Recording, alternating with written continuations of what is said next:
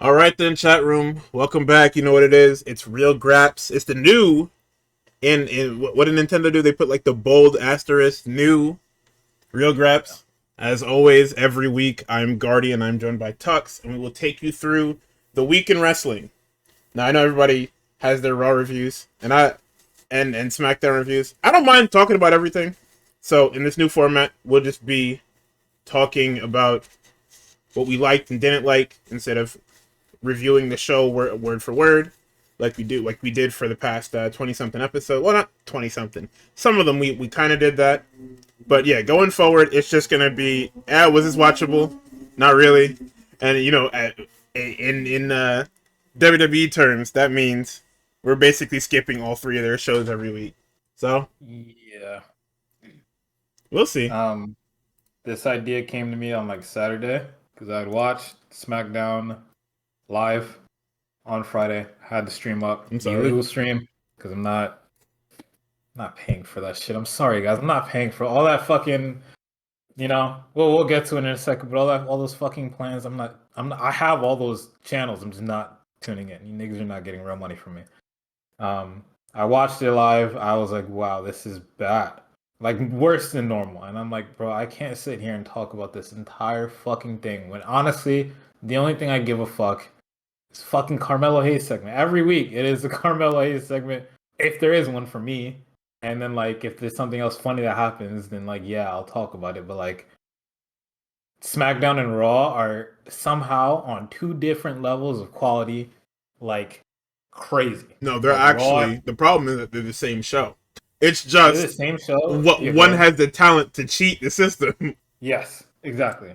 So even if both like the writing for both fucking suck, it's just that both shows are written terribly, and both have been racked by fucking injury at this point, injury and circumstance, I will say.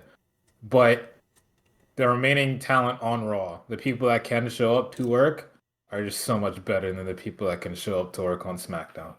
So it's like I would much rather, if there's a week where we want to be objective and be like, hey, let's talk about all of SmackDown this week because all of SmackDown had a good card. Whatever Impossible. fucking universe that is, we'll do it. We'll talk about it. Fucking impossible.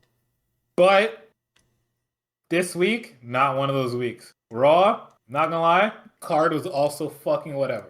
Right? So what we're gonna do, if we have a 1-2 match that we really want to talk about, we'll talk about that match, right? We'll tell you if it's watchable. We'll give you the spark notes on whatever story there is for this, weekly show this week. Like, what's the story of Raw? What's the story of SmackDown? What are the recurring, segments that pop up? What are the funny shit that we thought was funny? We'll do that. We'll go through that.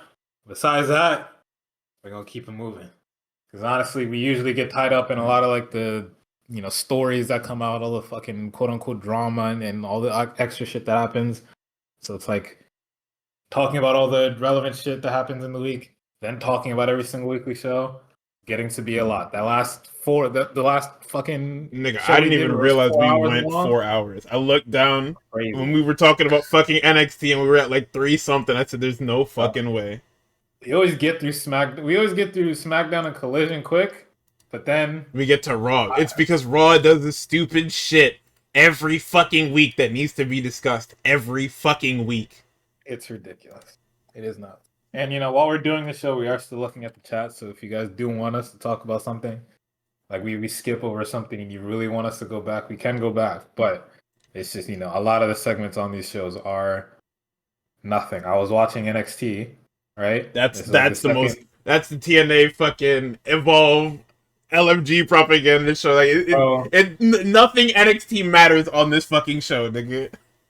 I got past that Jasper Choi match. I saw the next few segments. I was like, I'm just gonna skip to the main event. I'm just gonna go right to there's nothing else here. I fuck with Chelsea. I fuck with Ethan. I'm not watching No, that shit. that segment was literally nothing. Fatal It's Influence. Fuck with y'all. TNA Not feud. watching that match. I'm not watching that match. It's boring I'm as you. serious. I can't do it. I can't. I can't fucking do it. All right. But yeah. What kind of relevant fucking wrestling news do we have that isn't on? There is one big one. There's an elephant in the room, but we're not going to talk about that. We're not going to talk about that Until we get to Raw. But what else was there? Was there anything super, I guess, interesting? They saying that Hulk Hogan got blicked. Who? It was Dustin that said, "Yo, something be happening in them hospitals, nigga." Guess what? He wasn't wrong, but at the same time, you lose a medical license or something like that, you gotta take one for the team. Son, of all people, do we have to go over Hulk Hogan's medical history? This nigga did not die in no malpractice. Nothing in that nigga's body was stock. Yeah. Nigga did not have an OEM part in his fucking body. Honestly, you could look at a lot of these niggas from that age and be like, they're probably up soon because them steroids is coming back to collect, nigga. Their fucking bones are not. There's no bone marrow. It's just cocaine. It's just. Yeah. It's been completely replaced. Too. Oh hell yeah! Fuck no. This nigga. Like it's super insensitive of me to say this just because it's death and it's something that's close to a lot of people. This nigga did not die of no fucking medical malpractice, yo. This nigga was sick before he died too. Yeah.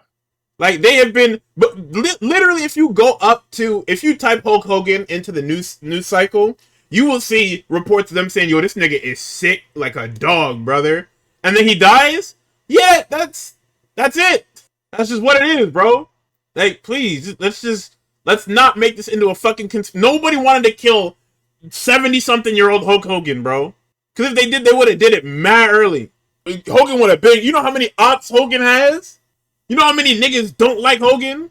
Yeah, for it to get to a doctor, you gotta be out of your mind, bro. If you're trying to insinuate that like some nigga went out there and killed him, you're crazy. Oh well, malpractice doesn't mean it's intentional. It means it means that it could have happened by accident. Sure, whatever, man. And then if it does happen by accident, nigga, then I hate to say it, but it was his time. It's unfortunate, but like plenty of niggas have died in the operating room or whatever because some shit happens that nobody else can foresee. Don't bring up no conspiracy shit when it happens, but just be like, damn, that's really unfortunate. I'm sad, and keep it at that. You don't have to be a fucking dickhead about it, Dustin. But it's okay. Man. We wish you well in your recovery, your knee surgery. I hope everything goes well. You know, niggas be dying in them hospitals, right? Go get your knees fixed, man. Go let them change your knees. Don't piss me off. What else do we got? What else is in the news? All right, fucking WWE has fucking lit the bridge between them and NBC/Peacock on fire to try to take down the silly guy that is Tony Khan. Okay, apparently they didn't actually do any breach of contract. They actually, like, it was a thing that they had reached whatever contractual obligations they had, and that deal is literally completed. It is complete, but from the way the shit that Mimsy was posting was worded, it was like, hey, we want to do this WrestlePalooza thing, right? We don't want it on Peacock. Would it be all right if we push this ESPN thing a little farther up? Is that okay with you? And Peacock was like, what the hell? Sure. Go ahead, dude. Whatever. Do whatever you want. Fuck my girl, bro. I don't even care. And it's just like, hey, John Cena and Brock Lesnar WrestlePalooza on fucking, where was it? I don't even know what the fucking date is for that. Because it hasn't even officially been announced. Like, they're moving so fast to make this a thing.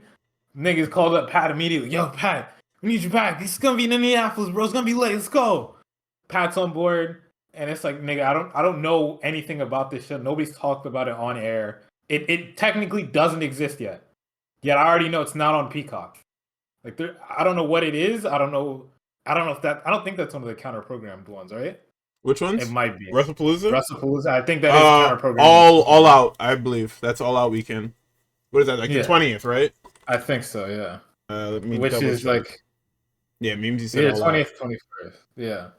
Which is crazy to do. Yeah, September 20th. I mean, I guess if there's ever a time for it, it's now with, like, niggas locked into a bunch of fucking injured AEW wrestlers. Well, even more so than there already have been. But, like, we'll get to it later. Ospreay's going to be out. Niggas saying Swerve might be out, too. That Swerve shit is so funny because it's so wrestling for him to do some stupid shit like that. Because Kenny did the same thing. What do you mean since 2019, bro? I may be mistaken, but is that not your entire AEW run? Is that not... Mm-hmm. Basically. Like, what? I mean, AEW's only been around since 19, right? Yeah, so he would have been in WWE when his shit tore. and then he would have worked. Well, he didn't work much in NXT. He had a couple matches here and there, but he would have gotten released and then immediately gone to AEW once his 30 days was up, because NXT contracts, I believe, are just a month or so. You wouldn't have thought to get it done then? And at that point, right, I'm having fun with the Young Bucks getting shit on as much as everybody else. Would it have not been better for those two niggas to lose that match, and then the both of them go, yeah, I'm gonna go get fucking... I mean, I understand for Will, it's like, nigga, bro, Forbidden Door in the O2, bro. But Swerve could have just been like, yo, I'll be back. I'm gonna go get my shit fixed. I mean, well, this is the thing, right? Wrestlers are legit, like, they're legitimately athletes, right? Like, we're in an era of wrestling where you can leave and take care of yourself and come back, and you won't be thrown to the fucking ninth circle of hell, right? That's what that was the problem with wrestling back in the day, was that niggas would wrestle hurt because A, you didn't have any security in your job, and B, if you took time off to rehab an injury, there's no telling what the booker has planned for you when you come back. It was almost frowned upon to, like, be hurt. So niggas worked through injuries and made injuries worse. It's why a lot of these niggas, like, look like they... Like it hurts to be alive, because it does. Yeah. Like, if you look at any old wrestler that wrestled through the 80s and 90s, they're fucking miserable. Like, I guarantee you, if we sit down with Arn and we're like, yo, how do you feel on a daily basis? Like, obviously you're old, right? But you're somebody that did wrestling for, like, 20 years. So, how does it feel on a daily basis? You can ask him, we can ask... Flair still has... Flair's body has gotten incredibly fucking worse. Hogan is another one. You can ask them. Like, these are guys that their life expectancy is... Well, not life expectancy, but their quality of life is super bad because they have definitely worked through injuries. They've worked through these... Cody's going to be another one. In fucking 10 years, Cody's going to be fucking sick to his stomach. Because waking up in the morning is going to be fucking awful. I'm sure he has problems waking up now. But waking up in the morning is going to be fucking awful. Foley's another one that's been detailed with just how bad that shit is. But nowadays, you can take time off, guys. Like, Tony Khan is understanding. Even WWE is understanding. They'll be okay. Even if you lose your spot, at least you'll still be paid. Literally. So I guess, WWE has lucked into a spot where they kind of can try to fucking turn the heat up on Tony. However, then, if he plays his cards right, there's so many other people he can just elevate now that people have probably wanted to see or will want to see. Niggas like Powerhouse Hobbs. Yeah. I say because Hobbs is a guy that's gotten... Like, the entire beginning of his career has been start, stop, fuckery. Yeah. Where it's, they push him as a monster, and then they're like, well, maybe... Because a lot of the problem with AEW, right, is that it was built off of their original guys, but a lot of, like, it was very clear that Tony wanted to rush into being a mainstream company, right? Because you have the AEW... Like, if you watch the product... from 2019 to right before Punk got there, actually, like literally right before Punk got there, it's a completely different show. Yeah. But as he was able to sign every free agent humanly possible, whether they were a big star or had big fanfare or not, the people that built the company up got sent to the gulag very quickly. It was, I have new toys, I have better toys, I have toys that everybody knows and everybody wants, so you guys kind of just gotta wait. Yeah. And that was a big one with guys like Private Party, guys like Wardlow and stuff like that. It's like, it was, these guys got pushed down to the bottom because we got FTR, we got whoever the fuck. The point is, like, if you were in the singles division, you were seeing niggas get signed every day, a big name every day. We got Christian, we got fucking CM Punk, we've got this indie darling, we've got this ex WWE guy, this one. And it's a whole fucking mess, right? Yeah. So so elevating guys, especially now, it's gonna be hard because he very clearly has his focuses.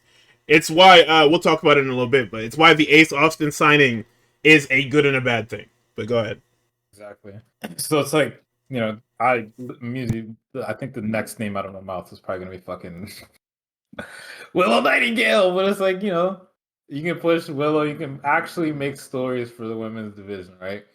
I have to, if WWE is going to counter program me, and we've been saying it for a while. WWE has an actual angle that this stupid bald fuck does not want to use, and that it is the women, right? They've been putting on the best matches all year round, right?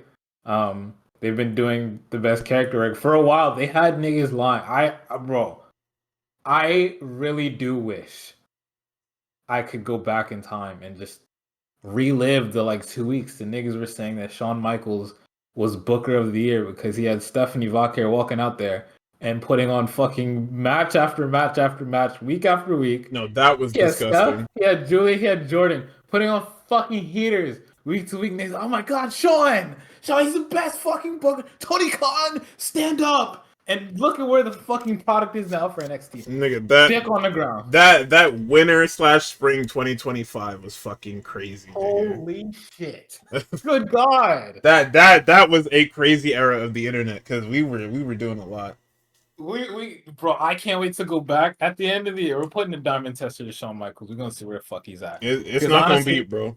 It's at this point to where I like Javon. I really want Javon to move up because that match with Trick Williams was not good. And I would really rather, and I don't even want it to be, Javon can work with, there's nobody down there I want him to work with. There's nobody down there. It's even the fucking XAEW, I don't want him to work with them niggas. I don't fucking care. There's niggas on the main roster I would rather watch him work with. I don't care if it's fucking Javon Evans versus Seth Rollins 5 weeks in a row. I'll watch that, nigga. I don't give a fuck. Seth's knees won't be able to handle that. Definitely not, but that's the whole thing about Javon. Your knees aren't at stake. It's his entire body that's at stake week to week. But yeah, if Tony Khan really wants to lock in, give the women division actual stories because you have one story right. Well, you have 1.5 story right now, and it's not working. Well, I don't want to say it's not working, but it's not hitting the way it's supposed to hit. No, you can say it's not working. It's not derogatory to say that. Because let's break it down, right? What are the stories right now? It's Monet and Athena and Tony. That's one story right there. Because let's be completely honest, whatever Mercedes is doing at Forbidden Door does not fucking matter. Bam, non-factor. Yeah. Then the other one is Aminata and Tekla. That's it. It's Aminata and Tekla, and then fucking Triangle of Madness, and whoever the fuck is around that ecosystem, that small little ecosystem. That's it. I can't even say Willow because she's not in it. She's not in it. She was on Collision this week. It was fucking crazy. What about Stat? Stat's not doing anything. Stat and Bailey are doing the same exact fucking gimmick, and nothing is happening with either. They're randomly teasing Stat and the fucking Death Riders, and then all of a sudden here comes Harley Cameron to straddle Statlander and make it fucking awkward. To do something. They did give us that really good fucking screen cap. That Moxie screen cap of just being bewildered that a human being exists like this is honestly just brilliant. I love it. My goat. But yeah, if Tony Khan is just like, all right, well, let me sit down and write the women's division, because I think he also needs to realize he's at the point where you're not in fucking critical capacity, right? It is not fucking all or nothing with this men division shit anymore. Okay? Moxley has been defeated. Hangman Adam Page is your champion. You honestly, after this weekend, I don't know if you even need to write MJF anymore. I'm gonna be honest with you. I don't know if he needs to show up on weekly TV. He doesn't. All his shit is starting to fucking wrap up. Hurt Syndicate, you already ended randomly. Nigga, we speed ran that shit. That was so crazy. Goodness. Like, can we actually talk about it? Because that was crazy. That was nuts.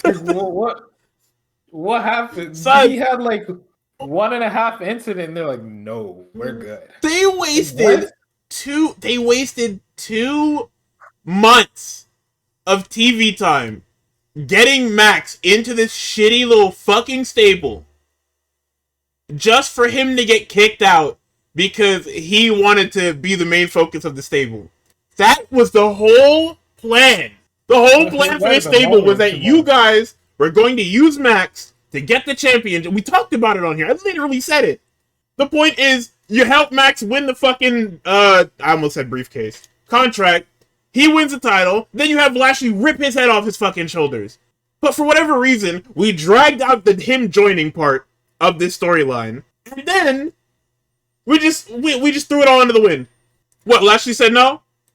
You pivoted because you have Hangman now. Would you have done this if it was Darby? Is that what this is?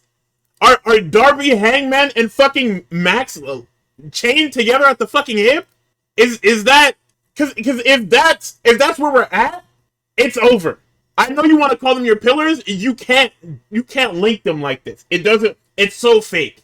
You niggas are so lucky that this Hangman MJF shit is good and you can link it together, because these three being where they are is so fake. You talking about Hurt Syndicate? No, I'm talking about the triangle of Darby, Max, and fucking Hangman. Oh yeah, I mean they're not even really trying with Darby. They're literally just taking the stock script of like, oh, Darby's back from Everest, let's have him fight the Death Riders. After Sunday, I don't know if they have an angle for him anymore, because I'm assuming they're just gonna win, because half of those niggas are not going to be around. Like, this is Tanahashi's retirement tour. Ospreay's about to go off to heal his neck. Kenny might, need more time to like heal up and do other shit, I guess, if he wants to do other shit. And then who else is on that team? I don't even remember. Oh, fucking damn, I forgot his name. But the other half of the Golden Lovers, he's probably just Ibushi. Around. Ibushi goes where Kenny goes. You notice that they were both not on Dynamite, right? Yeah. Niggas, I'm not doing that shit. So, the only person that's quote unquote full time in that is Darby. And it's just like, once he vanquishes the Death Riders, whatever that means, right? Then what? He just kind of floats around and I don't, niggas wanted him as AEW World Champion. Do you launch him into a feud with Hangman? I don't know. Do people care anymore? I don't think people only really cared about Darby being champion because they didn't want it to be Mox. But now it's Hangman. We pivoted. What does Darby do now? Tony Khan has to figure that out. But it's like, and I think that's why I saw a lot of people floating around a lot of names as far as like elevating people into the void that Swerve and Ospreay are going to leave. It's just like, the world is your oyster. You can do whatever you want. Yeah. And if MJF is gone too, it's like you really can do whatever. But these are things that we should have been doing.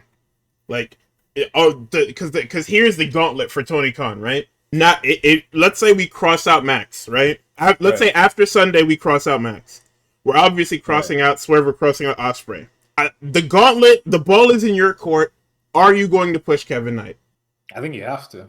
You're saying that, right? Because Kevin Knight has been on my TV every single week in some capacity since signing that fucking contract. Yeah, literally since Dynasty. Every match Kevin Knight is in, he's given the fucking world. Once this is done, because we know that they're not in any tag team anything anymore. They're done with that. Are you going to push Kevin Knight or not? Am I going to see Kevin Knight have a go at Kyle Fletcher within the next 2 months? If it was up to me, I'd have one of them go after whoever is. I'm assuming Swerve's going to lose to Okada. I'd have one of them go after Okada. I'd have one of them go after Kyle. I think myself. I think actually. Well, I mean, they already fought, so I guess you would put Kevin on Okada, and then you put Speedball on Fletcher, and then just see where that goes. But I'd have one of them have like a tournament run, like a deep tournament run. For it.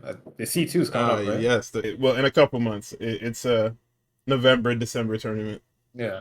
Now, if you really want to get nasty, you put both the niggas on opposite sides of the bracket. They meet in the final, right? I mean, listen. If this was WWE and they were breaking them up, that's exactly what would fucking happen. Speaking of breaking up, we need to drop this Acclaim shit. It's done. I don't care if it doesn't get a resolution. Throw it out. This Anthony Bowen's failed fucking face turn back to heel turn bullshit that happened, because I knew this was going to happen. I literally told people it would be the dumbest thing to do. Everybody saw it coming, and I wanted to have the sliver of fucking hope that we would not do this. Immediate heel turn. I said, holy shit. Yeah, you make the guy a fucking loser. Because, think about it this way, right? If Max's stupid little open challenge, his 5-minute white boy challenge shit did not take off, how were you going to turn Bowens heel? Were you going to put them back together and then try to do it again? That's a good question. Also, another person that you can elevate, Daniel Garcia. Are you really going to have Daniel Garcia rip Nigel's fucking head off his shoulders? They better not. They really better not. Are we... Make any sense. It doesn't, but listen, we're in no man's land right now. I don't think Hangman was supposed to fucking win. So we're literally in this is the fucking Infinity War, nigga. We're literally not supposed to be here. We don't know what this is. Niggas also floated Lashley being a world title threat too. Well, I mean, they already told us that he's primed and ready. So whoever wins this title, he's coming soon. Like they said in storyline that nigga, if you win this title, Lashley's coming directly for you. So the assumption is if and when they drop the belts, Lashley is going straight into a world title, whatever the fuck, to be the guy. Yeah. I mean, I think that's probably the coolest thing that you can do right now. If we're really going to lose our like major hitters and the people that we're going to lose in a few months, having it be, I can literally open up a Dynamite and I have no idea who's going to be positioned for this top spot. Is it going to be this person? Is it going to be this person? The kind of like fervor that we're getting now that everybody's listing names. And then, you can always float the idea too in the back of people's minds. Yo, what if Mox picks that shit back up? I think would make for really compelling TV. If done right. If it gets scary close to Mox picking it back up too, I think would be really good TV. I think that's also something that like at some point, if Roman ever wants to do full-time anything again, I think they should do it. Just like, it's not happening. Yo, what happens if Roman tries to pick that belt back up? It's not happening. He's not getting close.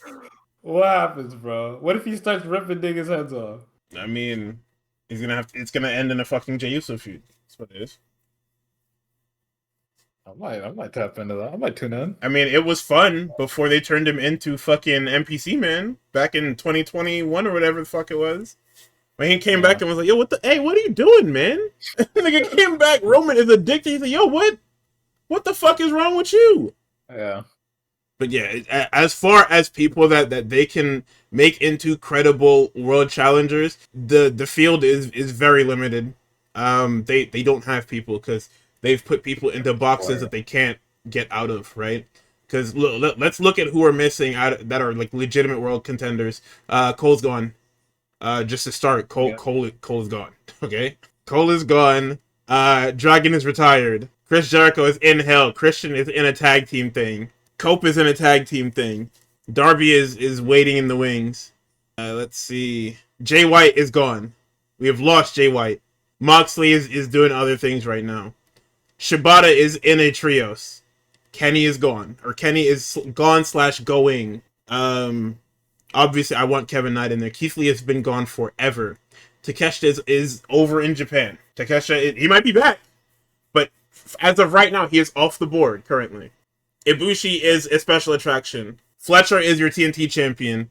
You have a stupid thing going on with Kyle, Roddy, and the conglomeration for whatever reason. Archer is not a guy. Archer is a good wall for your champion. He is not a good chaser for your champion. Let's see who else we have here. We don't have anybody, and that's basically it. Max is better. Max is one of those characters where the chase is good. Max is quite literally CM Punk in the idea that his chase for the championship is good, and then once he has the belt, you make him incredibly fucking boring. Orange Cassidy, we sent to the fucking 7th realm. I'm not sure when he'll be back or if he's coming back. It's all I can say. Pac is in the fucking is in the closet somewhere. He's in that little Pandora's box, rehabilitating. Oh, yeah. Hobbs is in a trios, and you probably aren't gonna let him out. Ricochet is a comedy character. Roddy is, like I said, stuck in this damn conglomeration shit. You want Roosh to be a trios guy, even though he's like way better by himself. Joe is a trios guy. Like that, and that's really it, right? Swerve is going to be out for some time, but who are you going to push? Because these guys are gone. Are you gonna try with Wardlow? I guess I could. If you bring Wardlow back, are we going to try with Wardlow? Like, are we gonna actually give him the actual college try? Because if not, Eddie Cole. Yeah, when he's ready to come back. Good word. If you're not gonna give Wardlow a try, just trade him to WWE for cash considerations. I'm so serious. Like these bigger guys that you have that you're not going to use, just trade them to WWE for cash. Because you're not gonna Brian Cage, fucking Wardlow. What is this nigga's name? There's another nigga like this. I like Joshua. Joshua isn't really a big guy; he's more of a technical guy. But guys that would I think would thrive in a WWE system are those three for sure. I think you can send up all of your, well, not all of them, but most of your guys, and then slot Wardlow into that NXT picture. And I mean, it still stinks like shit, but it's a base for people to go off of. So, like I said, really, the ball is in his court, and he has to decide whether he actually wants to pull this trigger, or if he wants to keep retreading Moxley being the fucking elephant in the room. Because who does Hangman fight? Like, the whole thing about Hangman's first run as champion was that he was fighting anybody. But you also had guys that weren't established stars like Takeshita. Hangman's first big trial was Dragon. And you had them wrestle to a draw and shit like that. Like, that's awesome. But what are we going... Is Bandito going to drop this fucking Ring of Honor championship and actually join the main roster? Do we know? Nobody knows. I mean, maybe. He's fighting Hechicero, right? Sure, man. Hey, if there's ever a time, I'll drop that shit now. No, I'm not going to chill on Bandito because I want Bandito to do better. Because him having his Ring of Honor title means nothing. It means that he's going to be stuck in this stupid ass fucking mud that they have. No, he very well is one of the best wrestlers, if not the best wrestler they have in AEW. But he doesn't do anything. Niggas was not watching that Ring of Honor show. We can talk about that Takeshita match all we fucking want. Nobody watched it. I didn't watch that shit. I like Takeshi and Bandito. I didn't watch that shit. Nobody's watching this Ring of Honor shit. Leave it alone. Ricochet would have been cool before yesterday. Ricochet would have been cool directly after the fucking feud he had with fucking yesterday didn't do nothing to Ricochet that hasn't already been done. Son, every match there is a spot where niggas have to slap his bald ass fucking head. Get these fucking evil light skins away from my bald evil light skin, man. They're draining his aura. Like, there's nothing. Fuck. Ricochet has been a dork since he came in. There is nothing to make him look more pussy that you could possibly do. He is fucking dork, nigga. You guys just don't. You guys don't get it. Him being a dork is good because he's really good at it. Which I don't know if that's an indictment on him. I hope not. But enough, man. He's a fucking loser, and that's fine. It was entertaining, Lauren. Now I see him with these evil light skins, and I'm bored. No, son. Listen, okay. I'm tired of stables. I'm sick of stables. I know what Iggy is saying because it looked crazy yesterday. Son, he got hit in the back with that chair and died. Like, he couldn't fight back. Hangman literally grabbed him up by his panties, bro. He couldn't do anything. Like, the entire point of him having these evil light skins is so shit like that doesn't happen. Like, they were down the hall. No, they were in a completely different part of the fucking... Nigga, they heard him get killed from fucking 10 doors down to... Oh, shit. Nigga, you know we hog-tied a guy like an hour ago, right? You can't just leave me. Oh my god. Fuck? Nigga, you know who that guy is. You know who Hangman Adam Page is. Son. We hog-tied a nigga he fucks with and almost set him on fire and you left me unattended? This is so fucking funny when you think about it, because it really makes everybody else look stupid as fuck, right? Because y'all tied up Mark Briscoe. Y'all doused him in gasoline, and y'all almost set him on fire. Y'all know who Hangman is. Y'all know what type of nigga Hangman is, right? Y'all know he got no morals or nothing. He has been on record saying he don't got morals. Why are y'all hanging around the spot? We should just leave after doing this. Max left the building and y'all stayed in it like it was cool. He left and y'all stayed? Oh my god. And not even that. Why the fuck weren't y'all together? Ricochet really think he liked that? What? They are so lucky that they wanted to protect Ricochet by giving Hangman that fucking chair. Because it would have looked nuts if Hangman had just put hands, feet, and everything in between on this nigga. He hit him with that chair once and Ricochet was shattered. And he held him up against the wall and started screaming in his face like he's pussy. Which he is, but this was crazy. Okay? Jesus Christ. And this Ricochet shit is so done. It's not a bad thing. He's supposed to be a goof. But having him be absolutely fucking massacred by Hangman, and the Hangman leaving him dead to rights, is crazy. And the crazy part is Gates of Agony came out telling us, where the fuck Hangman went? So you can do what? That nigga gonna kill you too. So you can do what? Nigga, if MJF win this title off of Hangman and I have to watch MJF and Mark Briscoe in 3 gimmick matches for the next 3 pay-per-views, I will turn the TV off myself. I'm not playing. I like Mark Briscoe, but this storyline sucks. MJF storylines fucking suck because they're all the same shit retreaded. Oh, what's the most embarrassing thing that happened in your life? I'm gonna bring it up every promo. Just kill him. Just kill MJF and be done with it, man. Also, we're gonna talk about it when we get to like the Dynamite portion of the show quickly, but that contract it's enough. Yeah. It's over it. I'm so over this fucking contract, whatever the fuck it is. It's done. So I mean, quickly, if we want to go over SmackDown, nothing happened other than Sami is on SmackDown. Drew is lost his fucking mind again. Let's see. Oh, R-Truth is Dr. Jekyll and Mr. Hyde, apparently. I don't know if anyone caught that. You catch that? I did not. Like, he had his hat on normal, and Aleister Black walked up and called him R-Truth and made fun of him, and he turned his hat around, and he was, nigga Aleister Black went, Mr. Killings. I said, holy shit. I said, holy shit. This show fucking sucks. It sucks so bad. It sucks so bad. So, yeah, the fucking storyline of this SmackDown is fucking Sami Zayn's over here now because we're done having him get beat up by Karrion Kross because Karrion Kross is no longer with the company. So now he's a Solo Sikoa problem, and now he's going after the U.S. title. So Solo is in some amount of danger because we don't know what they're going to do with Sami. Right? Sami said, yeah, I've never held the world title, but there's another belt I haven't held. Fam, please course correct. Please. Nigga, I was watching it last night in Call with Power. He said, please, just say world title. Just say world title. Nigga said U.S. Championship. I said, holy shit. So if you didn't think before that Sami was going to win the Royal Rumble, he's definitely winning that shit now because he's going to do this fucking U.S. title side quest for however long that's going to fucking last him. So, women's world title fans, you're in hell, I guess. You're in super hell. Oh my god. Your women's world title picture is Tiffany Stratton, fucking Jade Cargill, and Nia Jax, who has come back from NXT recently. So it's the same as when we left. It's the same as when we left. Literally the exact same as when we left. Like, no different. It's the WWE Championship. WWE Championship is in hell on both shows.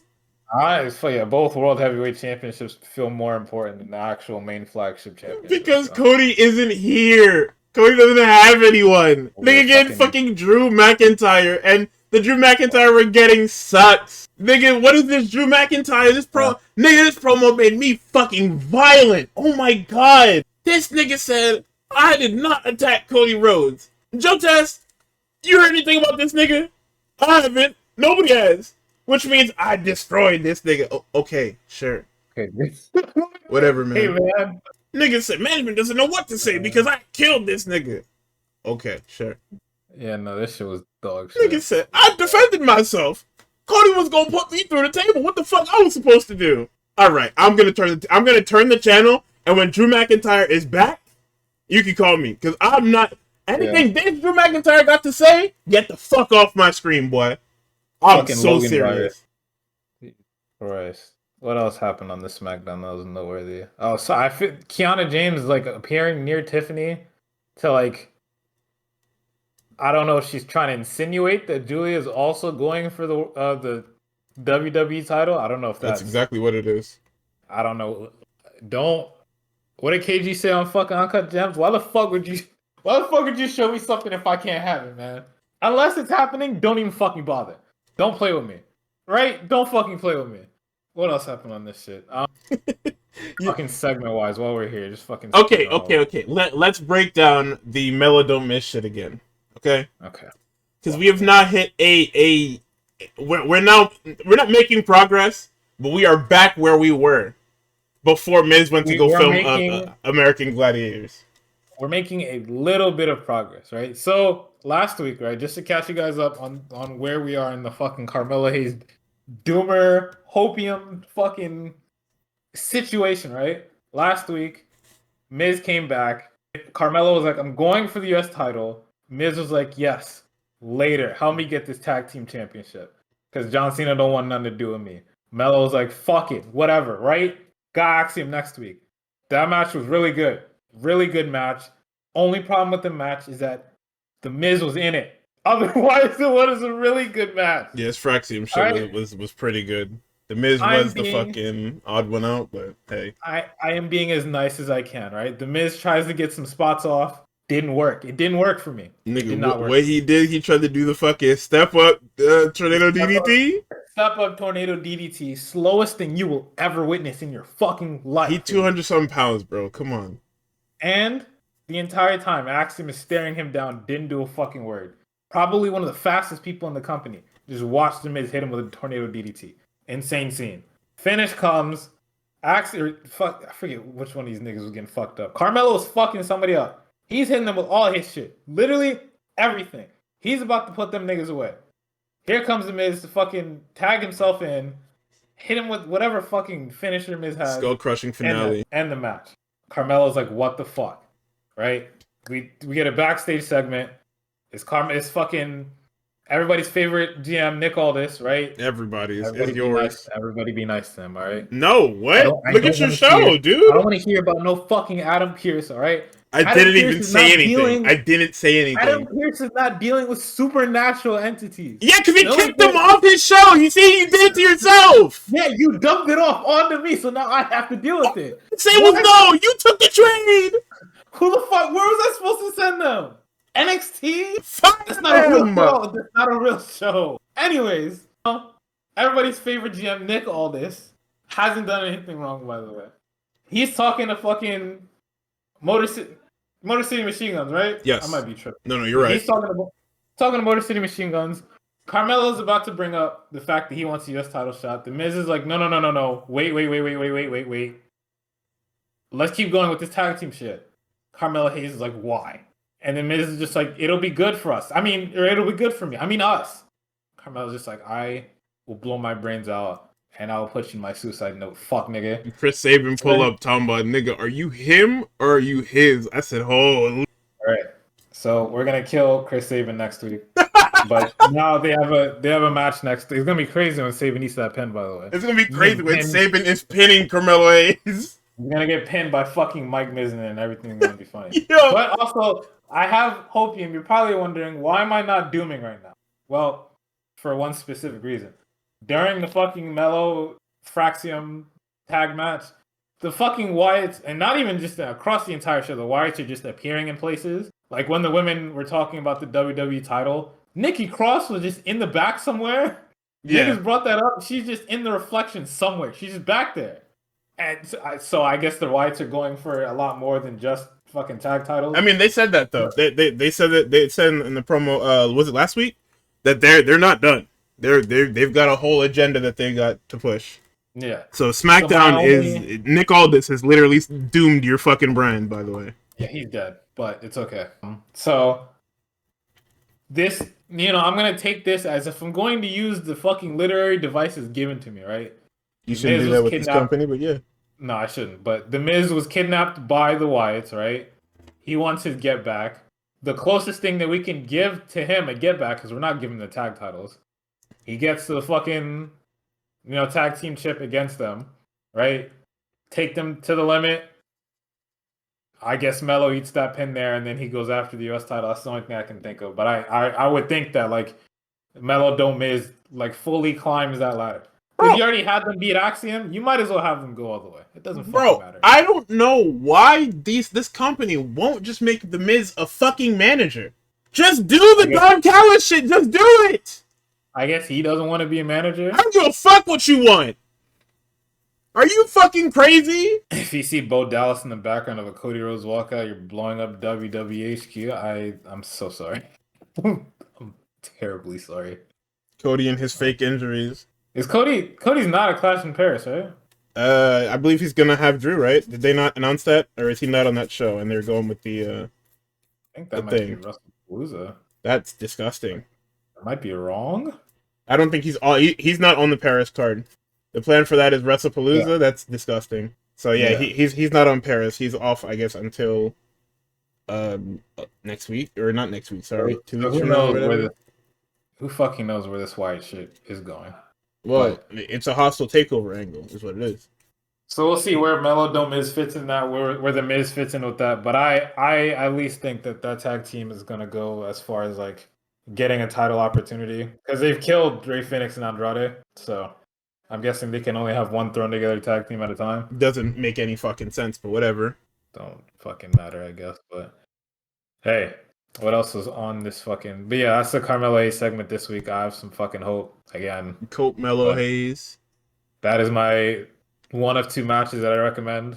I also recommend DIY versus Street Profits. I think that match was pretty good. It was. I think it's the best match on the card, easily. Absolutely.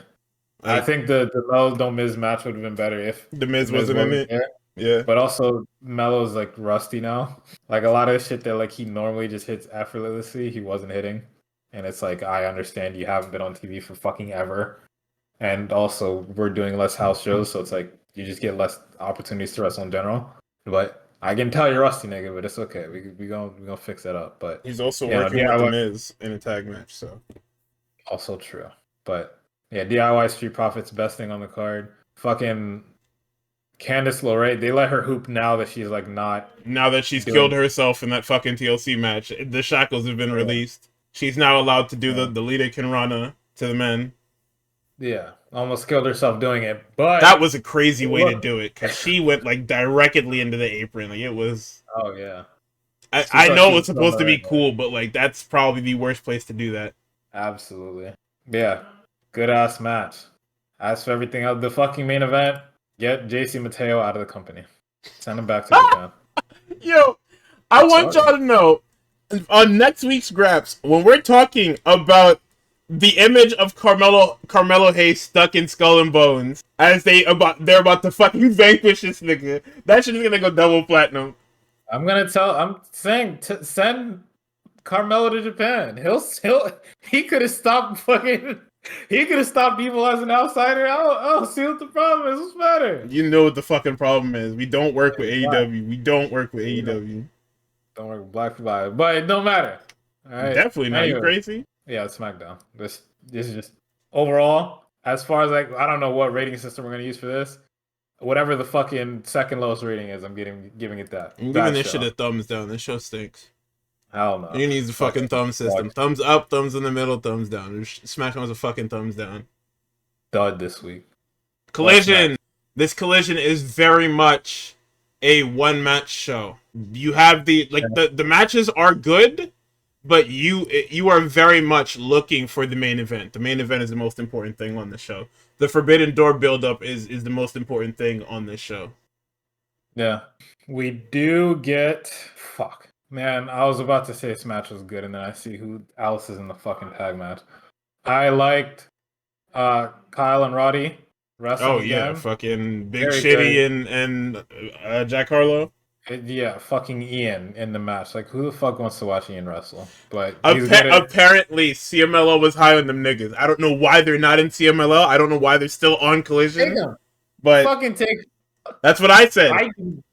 I didn't miss not having them around. I didn't even notice they were gone. Nobody did it. That's the best part. Yeah, but I mean, the tag. It was an extended squash match. It was these niggas literally hitting them with fatality after fatality after fatality before hitting the high low for 3. Yeah. What else is here? I like the fucking Death Riders versus Jet Speed, but yeah, I can already tell that niggas like it, so like I don't even need to tell you about that. Good match. Fucking loved it. Okay. Ace Austin. Yeah, let's talk about it. Oh yeah. So Ace Austin is a great pickup for AEW. It's bad for TNA. Because Ace Austin was one of the crown jewels of their X division for the last I can't even say 4 years, longer than that. He was their ace, no pun intended. He was their ace in the hole during COVID, before COVID, after COVID. They pushed him to the top of the X division. I believe he got hurt, and then he kind of was just floating for a really long time. He went to New Japan, was in the Best of the Super Juniors. I like that tournament, by the way. That was one with Alex Zane and fucking who the fuck else was in that? I can't remember, but that was a good tournament. I did like that one. I know it was the Kushida one as well. But yeah, I mean this match was good. they gave Ace Austin what he needed to show off his skills. He hit all of his spots, like the little handstand thing on the apron. He did all the fucking. He didn't get to hit the fold, obviously, but I mean, they can't have Ricochet lose. So Yeah, of course, that's my dog. Gates of Agony come down to ringside. He's able to dodge the interference for the most part before we get another interference with the ref distraction, and they dump him to the mat. Spirit Gun for 3, and then they lay him out like a fucking loser in his debut. Yep. I feel like there's other people you probably could have had him have an actual match with. He could have beat Blake Christian into fucking a pulp, and nobody would have cared. It would have been like, damn, this nigga is cold as fuck.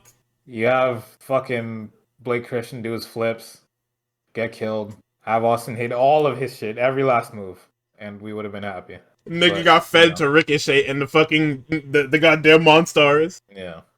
Enough of this Gates of Agony shit, but MVP decides to take pot shots at the internet for the Mike Bailey rumor. Hey, I'll allow it. I mean, I don't really care. It's not that important. If you know it's not true, why the fuck are we still talking about it, you know? Yeah. You guys have not done 2 spots about it. Honestly, the first one was funnier with the fucking video of you showing up in Speedball's fucking vlog, but hey. Like, alright, man. Whatever floats your boat. Yeah, there was exactly, I think, 1 women's match on this one, and it's Statlander. It's this fucking nonsense again, man. And a bunch of people that need to be that need reps, I guess. Fucking Penelope Ford and fucking Sky Blue and nope. Julia Hart, Anna Jay, Stat, and Penny. All right, brother. This was the most nothing happening 4-way. It's literally a highlight reel for the people who aren't Statlander, but Statlander needs wins, so Statlander wins. Yeah, it's Penelope Ford is literally just there because they're somehow tied to the Triangle of Madness through whatever, and then we have everybody come out and start brawling. Fucking Sky Blue and Tekla come out and start attacking these niggas. Aminata comes out. Ty Mello comes out. Megan Bain in the craziest dress and boots I've ever seen comes out and kills everybody. And then we did all of this so Harley Cameron could come back with a fucking paddle. With this new fucking domino mask. Whatever the fuck it is. Whatever. Quite literally, what fucking ever. We get Death Rider shit. They walk up to Stat. It's the Harley Cameron shit we talked about. Where Moxie is just dropping breadcrumbs. Shorty says that she doesn't know what's next for her. She's losing everything. And Moxie's like, yeah, you just... I don't know why they just won't. I guess the whole thing is that Moxley wants to break her down till she comes to them for help. But it's not seen as that. Oh, for what? No, just it's another soldier. It's the same way that they did Yuta. Where Yuta was like, why the fuck did we kill Dragon? And they're like, yo, it's for your own good. And he kept doing that till Yuta was like, yeah, you're right. Fuck Dragon. I guess. Well, I feel like if you pulled Statlander into this shit, you gotta have her do something or go for something. And that's the missing part. Is that Statlander is doing fine without the Death Riders. Are you going to make her lose a big match and then she goes looking for them? Because if that was the case, then it literally should have been Stat hits rock bottom before Moxie loses the title and literally walks up with that umbrella in the rain talking about get your ass up. Yeah. Like, doing this way is such a slow burn. Are the Death Riders even going to be around in fucking 3 months when you pull the trigger? Probably not. Like, what the fuck are we doing with this? Too fucking nervous. And then we get to the main event, which is the 4-way technical spectacle. It's cool, but it was very, very, very clear who was winning this. Yeah. It was super clear that this was a Daniel Garcia-Nigel McGuinness match featuring Tiger Style and Hechicero. Yep. Like, I don't know why I know they couldn't have just picked these two because then it looks crazy. It was a lot better to do the 4-way technical match, which was cool. They had a lot of creative 4-way submission spots and holds and whatnot. I mean, the end of the match is Garcia and McGuinness trying the best they can to make the other two tap before finally, what is this shit? Nigel has this damn forearm lock on Moriarty, and he leans back and damn near grapevines it. Moriarty insta-taps, and it's a cool little sequence because as Garcia is scrambling, he knocks Aubrey over, Like, as she calls for the bell and calls for the fall, she literally gets knocked over because I guess he was reaching and he, like, knocked into her while he was holding on the hechicero. He is fucking pissed. Garcia is sick to his fucking stomach. And here come Nigel's stupid ass. Hey, gang, listen, it's gonna be your time soon, young blood. Don't even trip. But, I need you in my corner, gang. Nigga looked at him like he spit in his mouth. I really hope he doesn't kill him. He has to. Look at the way the nigga was looking during that fucking segment. This nigga... Yeah, he did look fucking pressed. Son, he had the 1,000-yard stare of, I had these niggas, I had these niggas, I had these niggas. I don't know, man. That was an awkward way to end the show. Because Renee puts that damn mic up to the Daniel Garcia, and he says nothing. And she's like, oh, my fault. Yeah, these niggas don't talk into that shit at all. It was a good match. I think the best part of it for me was like halfway through realizing, wait, this nigga just booked a fucking submissions match. Yes. Like that is cool as fuck to me because I forgot submissions matches existed because they don't fucking happen. But the best part is, it wasn't even that. It was a regular 4-way. It's just because these guys are technical experts. They're using submissions to try and humble the other 3. Yeah. That's the brilliance of a match like this. But yeah, I mean, the big thing coming out of it is Danny and Nigel, even though Nigel is super duper duper duper duper duper duper part-time. Oh yeah. Somehow we're still telling the story of Nigel only wrestling at UK events. Yeah. Get you a WWE show featuring AAA stars. There was the only match that did not have any WWE anything in it was a random mid-card Latin American Championship match. And that one had a ton of history. It was El Hijo del Dr. Wagner Jr. versus El Macias. Macias is a guy that's been around since I was a kid. He's one of those like 80s wrestlers that was super huge in Mexico and then did his tour in America, and he's in everything. Like if you're a super old TNA fan, you'll remember him. If you watched Lucha Underground, you'll also remember him because he was Mil Muertes. He came out in the Mil Muertes gear, and it was Dr. Doom themed, so that was cool. Let's see. We had the Rambo, which was cool. 15 guys in. We had the returns of Otis and Omos. We also exposed the people to Taurus, which is not Beast Mortos. That is just the Taurus gimmick that he used to be under before he switched over, because there was a whole thing about that. Pimpinella was on a WWE live event, which is fucking awesome because they're probably not going to use any Exoticos anymore at all whatsoever. Let's see. We had what was it? It was a damn 6-man tag, the 6-man mixed tag. That was certainly a match. It was very much a Lola Vice match.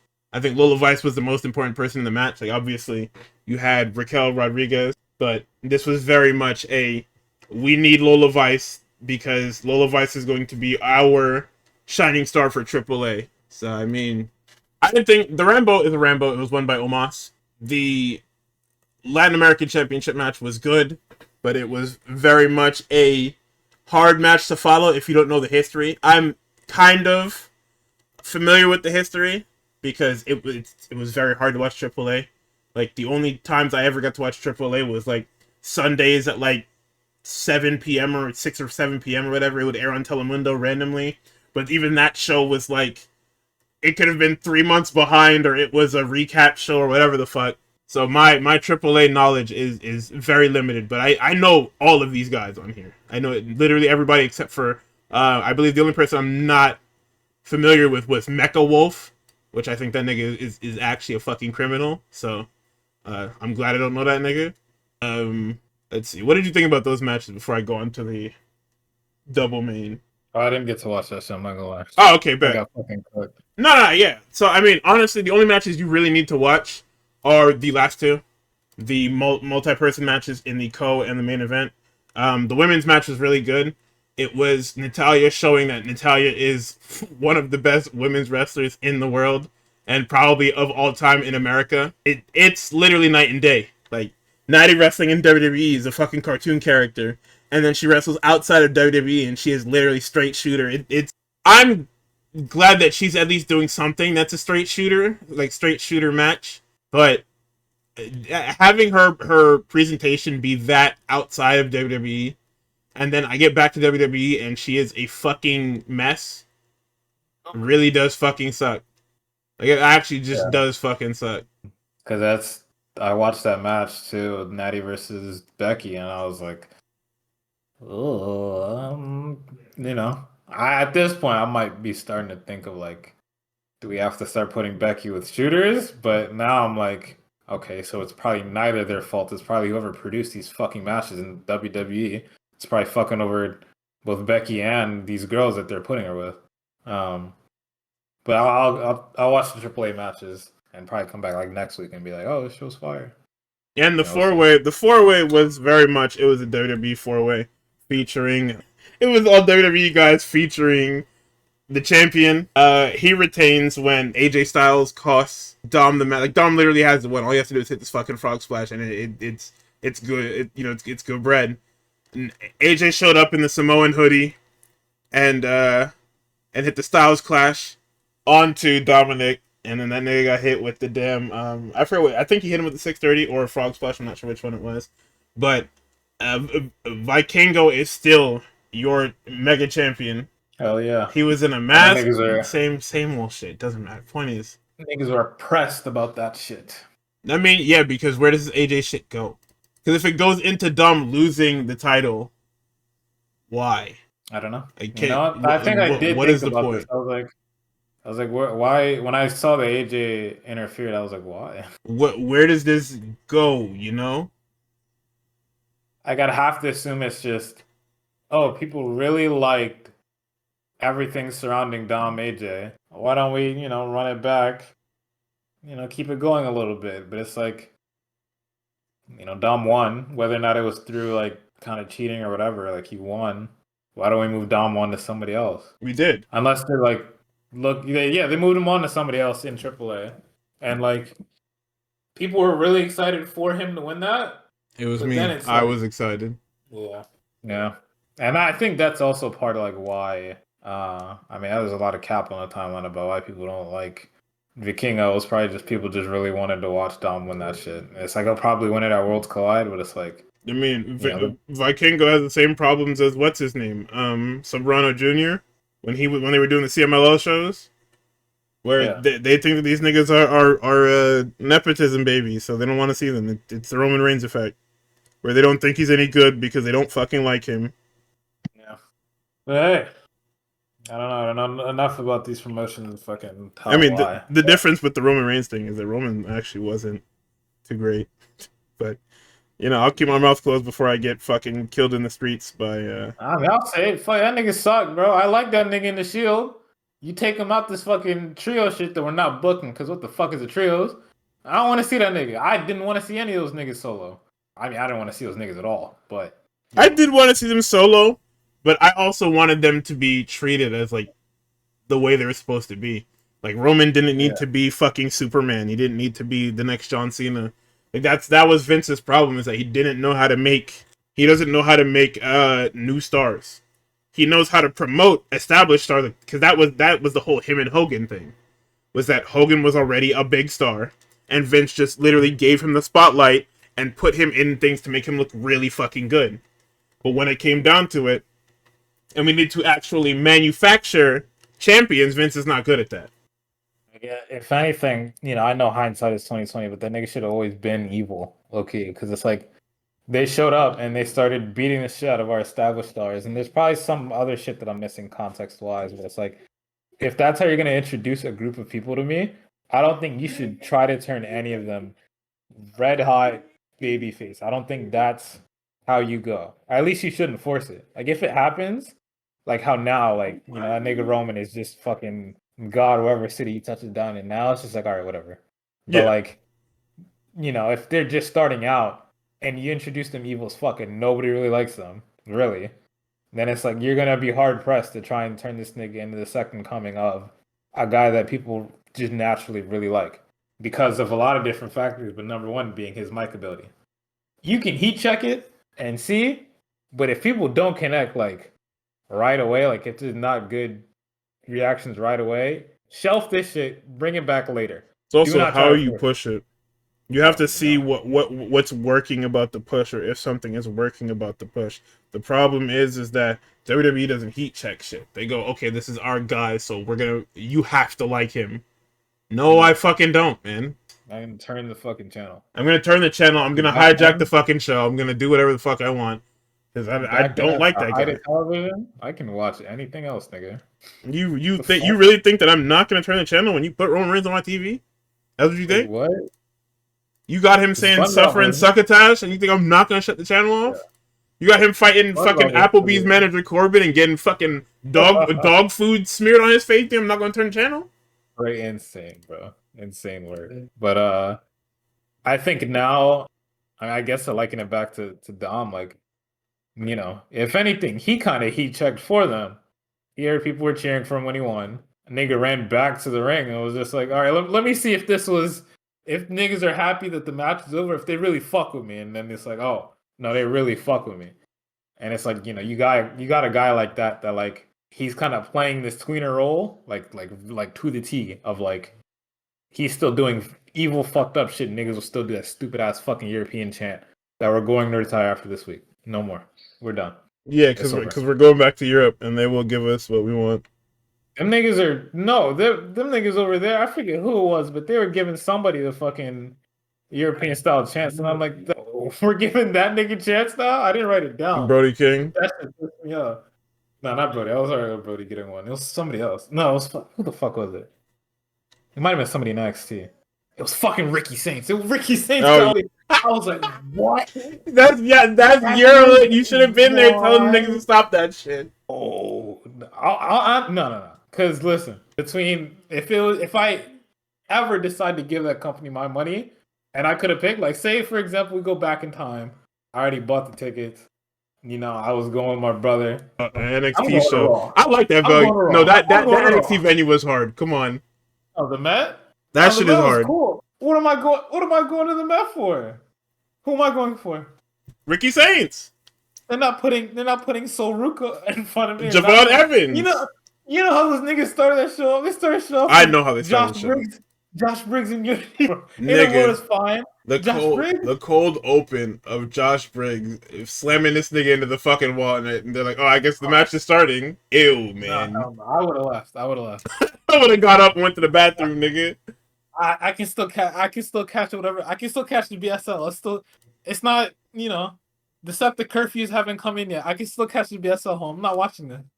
I'm not watching this. I'm not.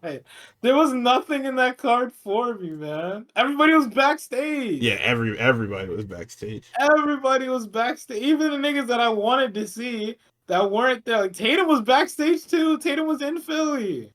Like, come on. I definitely would have been at that Raw. I would have been at that Raw, crying my eyes out with the rest of all the black people in there. We lost a hero. Speaking of Raw, all right, we can address it now. Seth Rollins, Jey Uso, main event. Jey Uso is once again in the main event. Shout out, salute to him. We opened up with an EO. We opened up with the recap of the EO segment after that because we're cutting this fucking Seth Rollins shit out. Doesn't matter. All that's coming out of it is the main event. We're doing a lot of EO and Rhea heat checking. We are throwing it up. We did miss. The only thing that was funny was fucking Paul bigging himself up for 20 minutes and then saying fucking, yeah, Tommy Dreamer's not dead, but I wish he was. Nah, I don't blame him. Tommy Dreamer. That shit was crazy. That's how I feel about Tommy Dreamer when he books TNA. Good God. Like, it sounds fucked up to say, but Heyman is a scumbag. But listen, Tommy Dreamer is also a scumbag. So yeah, he's fucking right. Hey, fuck it. Yeah, that was the only thing that came out of that fucking. No, actually, the only other funny thing. I'm sorry. Seth was trying to rile up fucking Ron Breakker to go fight Jay later. He said, "Yeah, he called your family a bunch of, he says a bunch of other shit. He thinks you don't belong here. He thinks he's better than you. Niggas, progressively getting mad. He called your family a bunch of fat asses. This nigga Braun, he snaps and he goes, He immediately goes over the rope, in between the ropes. He's about to jump out, and they're like, "Whoa, whoa, whoa, whoa, whoa, chill, chill, chill." That's That his shit, trigger word, his fat asses. that's a sleeper fucking word. That shit funny as fuck. But the rest of that segment was some boof. I should have skipped it low key. No, I skipped it. But I'm not watching no Seth Rollins nothing ever again, bro. I'm sorry. yeah, fucking Rio. Oh, Rio. I mean, that's it. That No, is you was right. Rio fucking heat checks. So, okay, we need to have a discussion about Raquel Rodriguez because niggas is on the timeline talking about y'all saying she took that Kevin Nash shit to heart like she wasn't hooping before. Shorty has been nothing before. She wasn't. I'm gonna sound mean. I'm gonna sound misogynist. Shorty was not good before. Don't matter. She wasn't. And here's the thing, right? I can go find tweets from the niggas that are probably talking about that shit. When she came back, where'd she come back? She came back Atlanta for Bad Blood. When she came back, niggas are probably like, why the fuck is she here? She's fucking everything up between fucking Liv and fucking Rhea. Oh my god, she's so bad. I could probably find tweets on them niggas' accounts. Don't do that. We were all there. Let's be honest. No, and that's my problem is that like nobody. Okay, if you don't want to say that the Kevin Nash shit helped, or at least gave her a key to finding her niche within her role in the company, fine. But let's not say that she was already good because she wasn't already good. Oh well, if she wasn't good, then she wouldn't be on TV. Jade Cargill is on my TV every Friday. Jade Cargill is on my TV every Friday. Whether it's backstage, whether it's in the ring, whether it's on a fucking commercial, she's on my TV every Friday. They put people who are no good at wrestling on the TV because they can make enough noise. That is the fucking problem.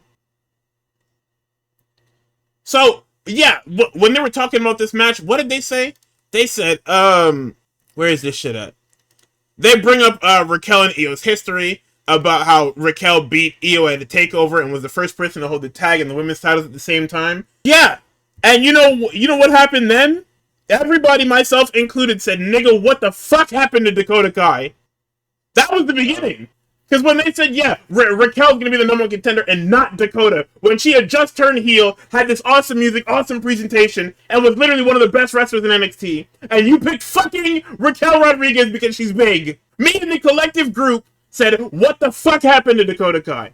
It's nonsensical. She has been, yes, I will give her the fact that she has improved.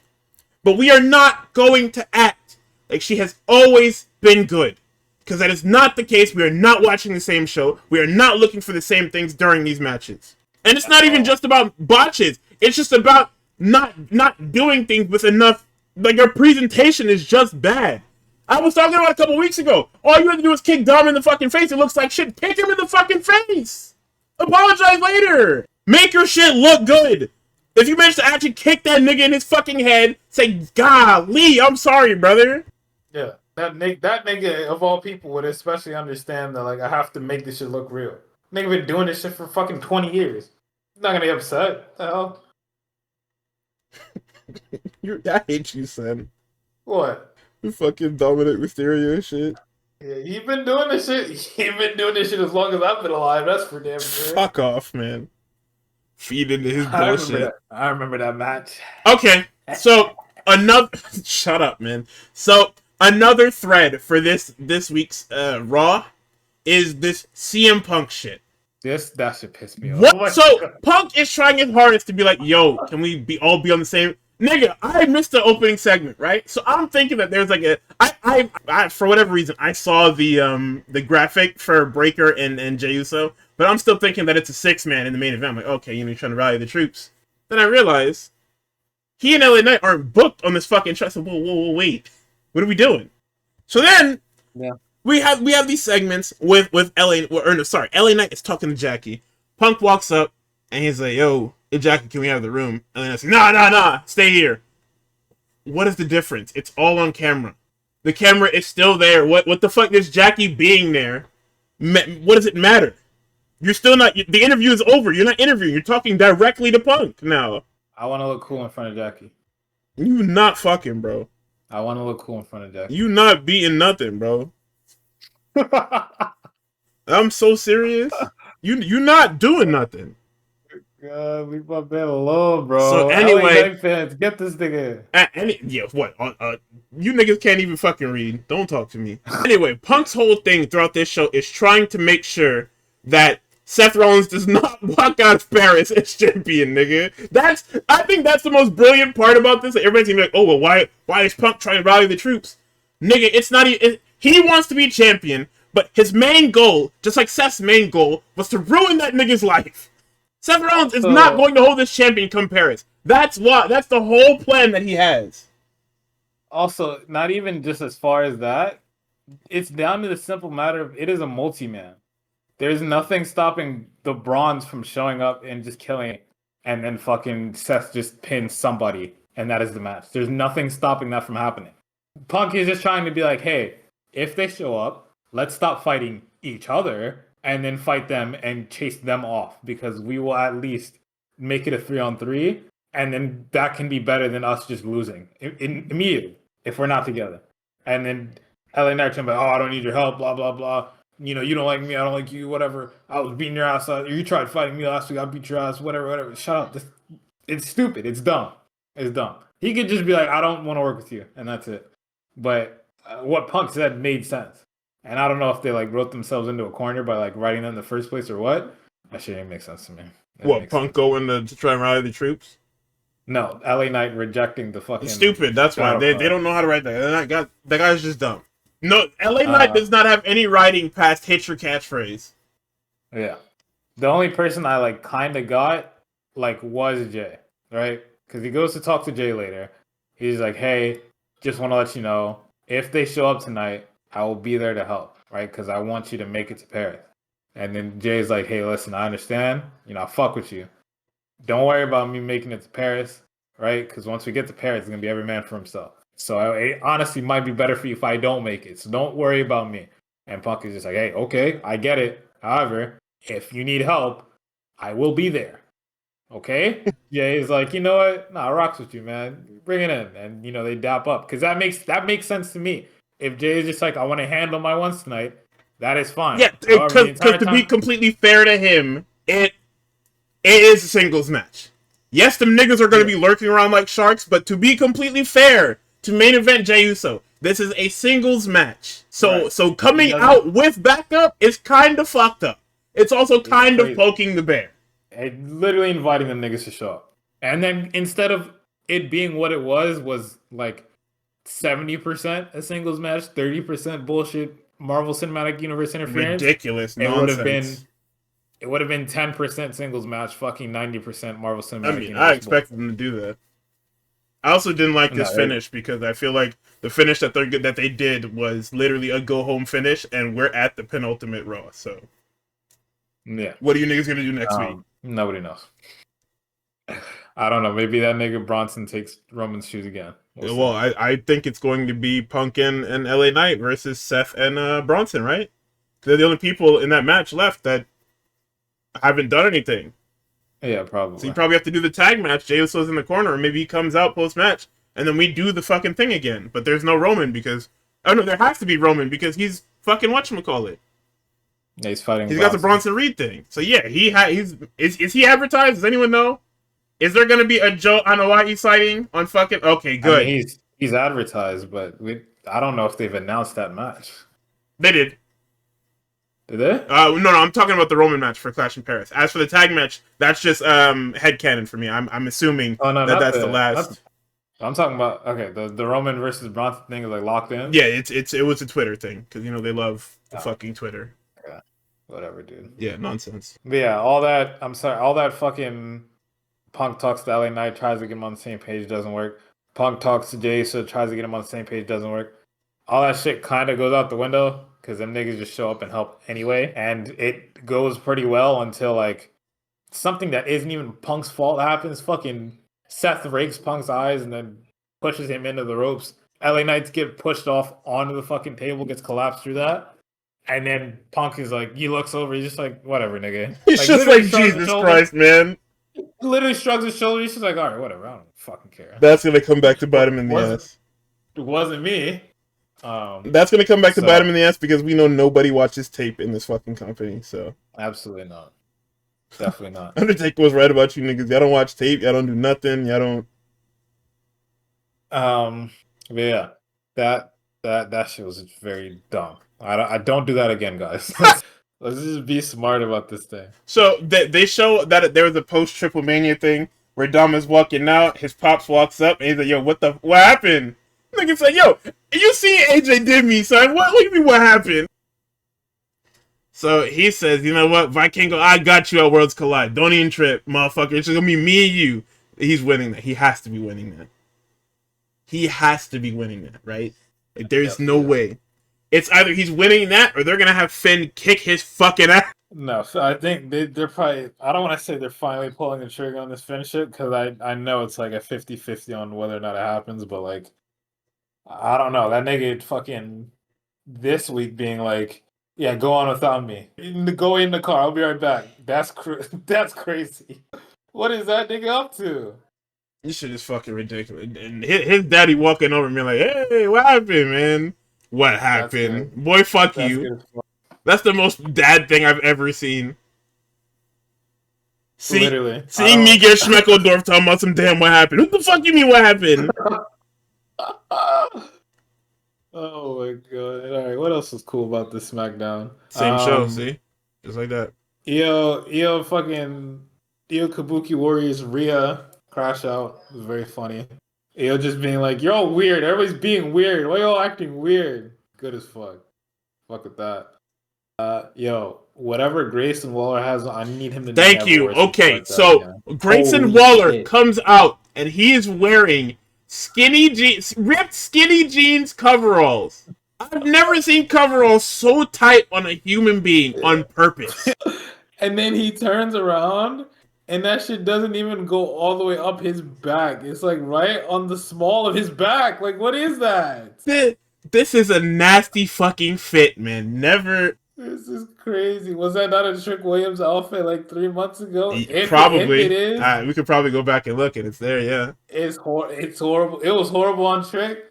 It's horrible on Grayson Waller. Never. I need whoever made these clothes to never make this shit again. Let this be the last time this shit ever sees the light of day. And I mean it. Awful scenes.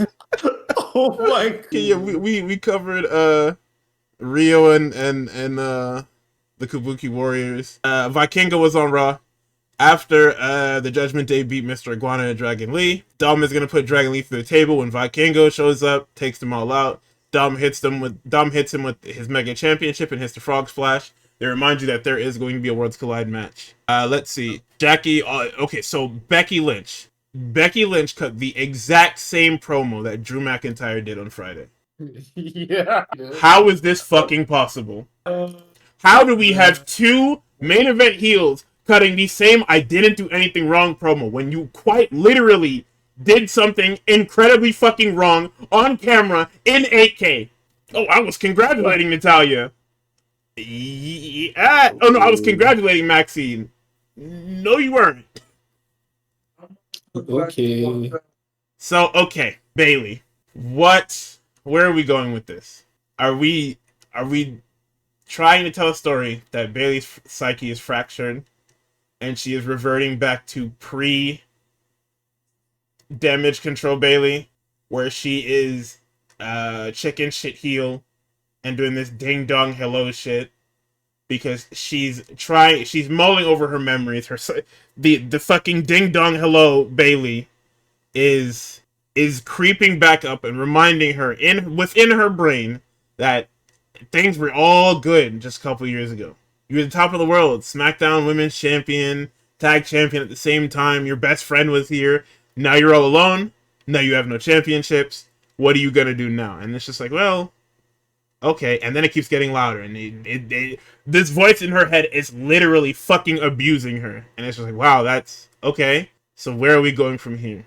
Then it stops, goes back silent again, and she says, "I don't know what I need." And then it cuts, and it's like, oh, okay, great. So we have no idea what the fuck is going on with Bayley, other than this has to be like a fucking wacky Sting, the Joker character again.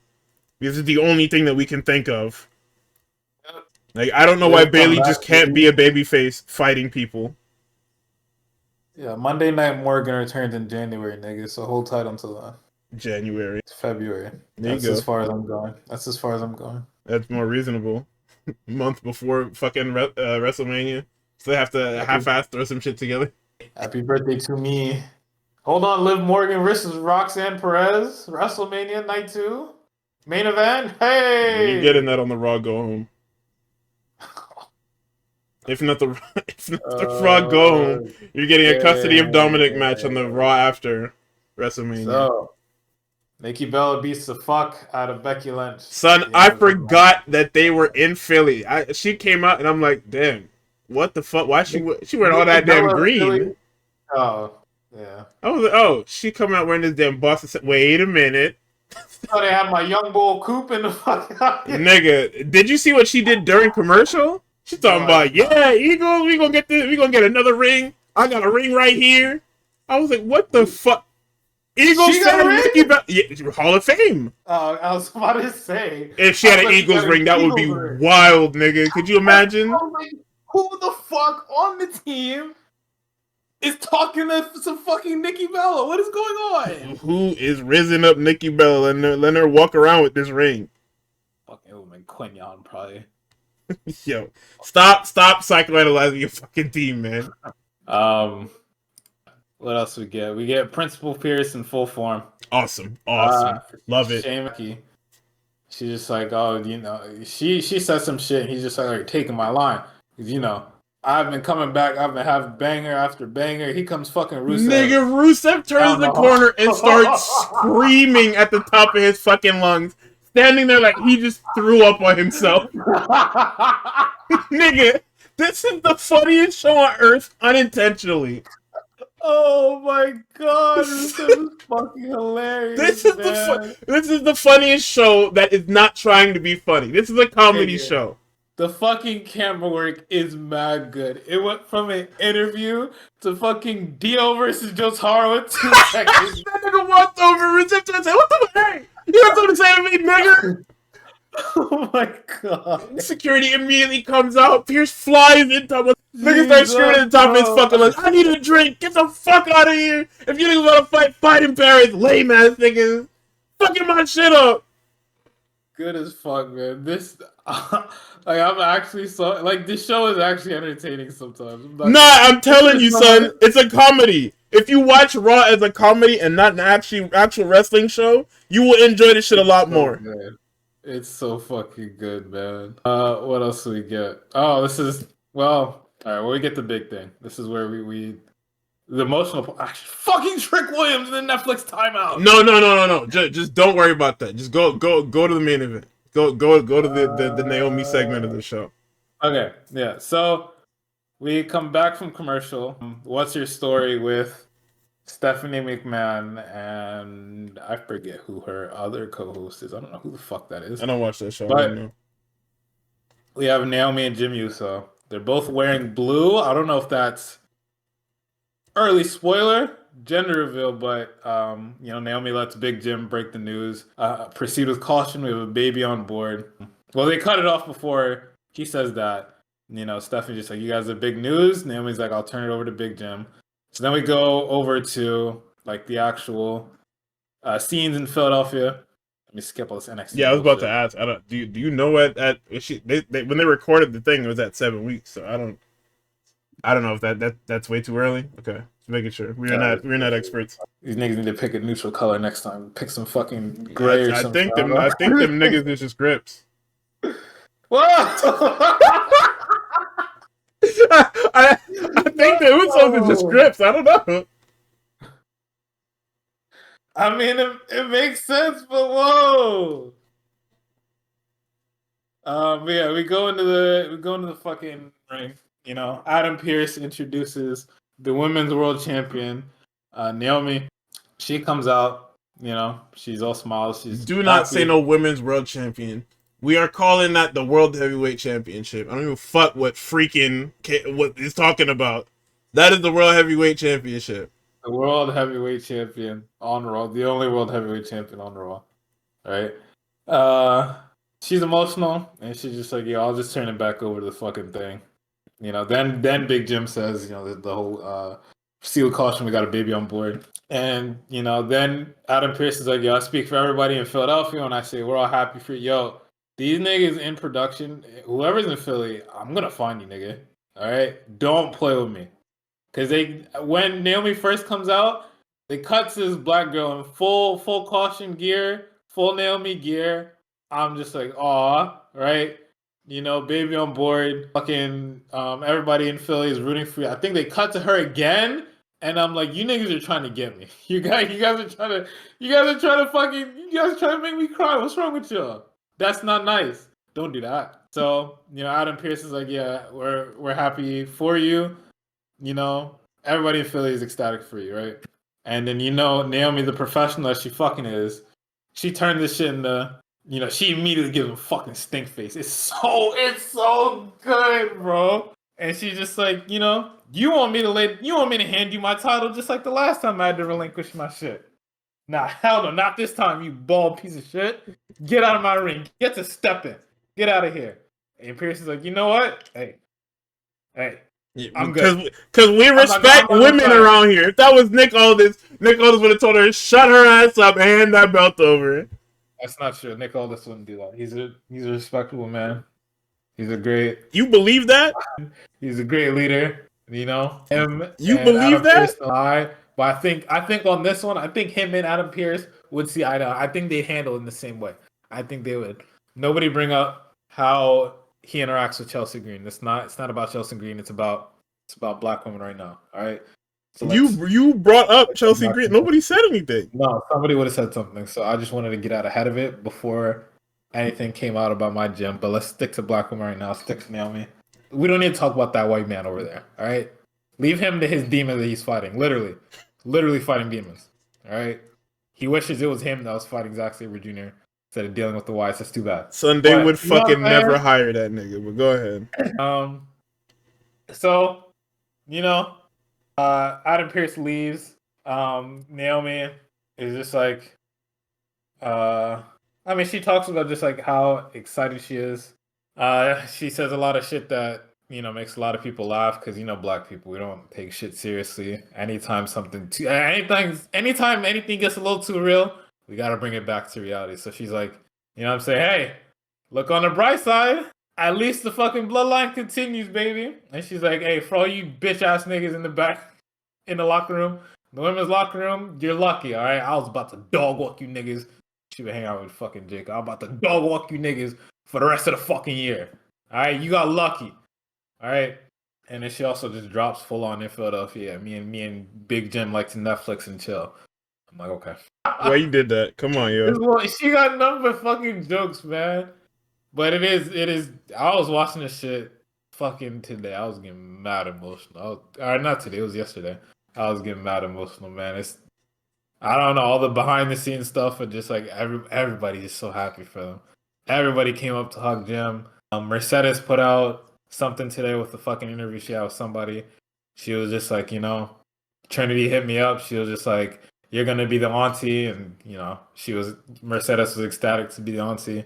And just like she was talking about how much Naomi means to her and just their relationship. That shit got me again. I thought I was over it. Shit got me again. Niggas almost got me again. I'm just like, I don't know. There's something about the celebration of life, especially in the times that we're living in, to, fully accept bringing like a new person into the world and just guiding them through life and shit like that. Especially for sure. Fucking black people and shit like that. It's just so crazy.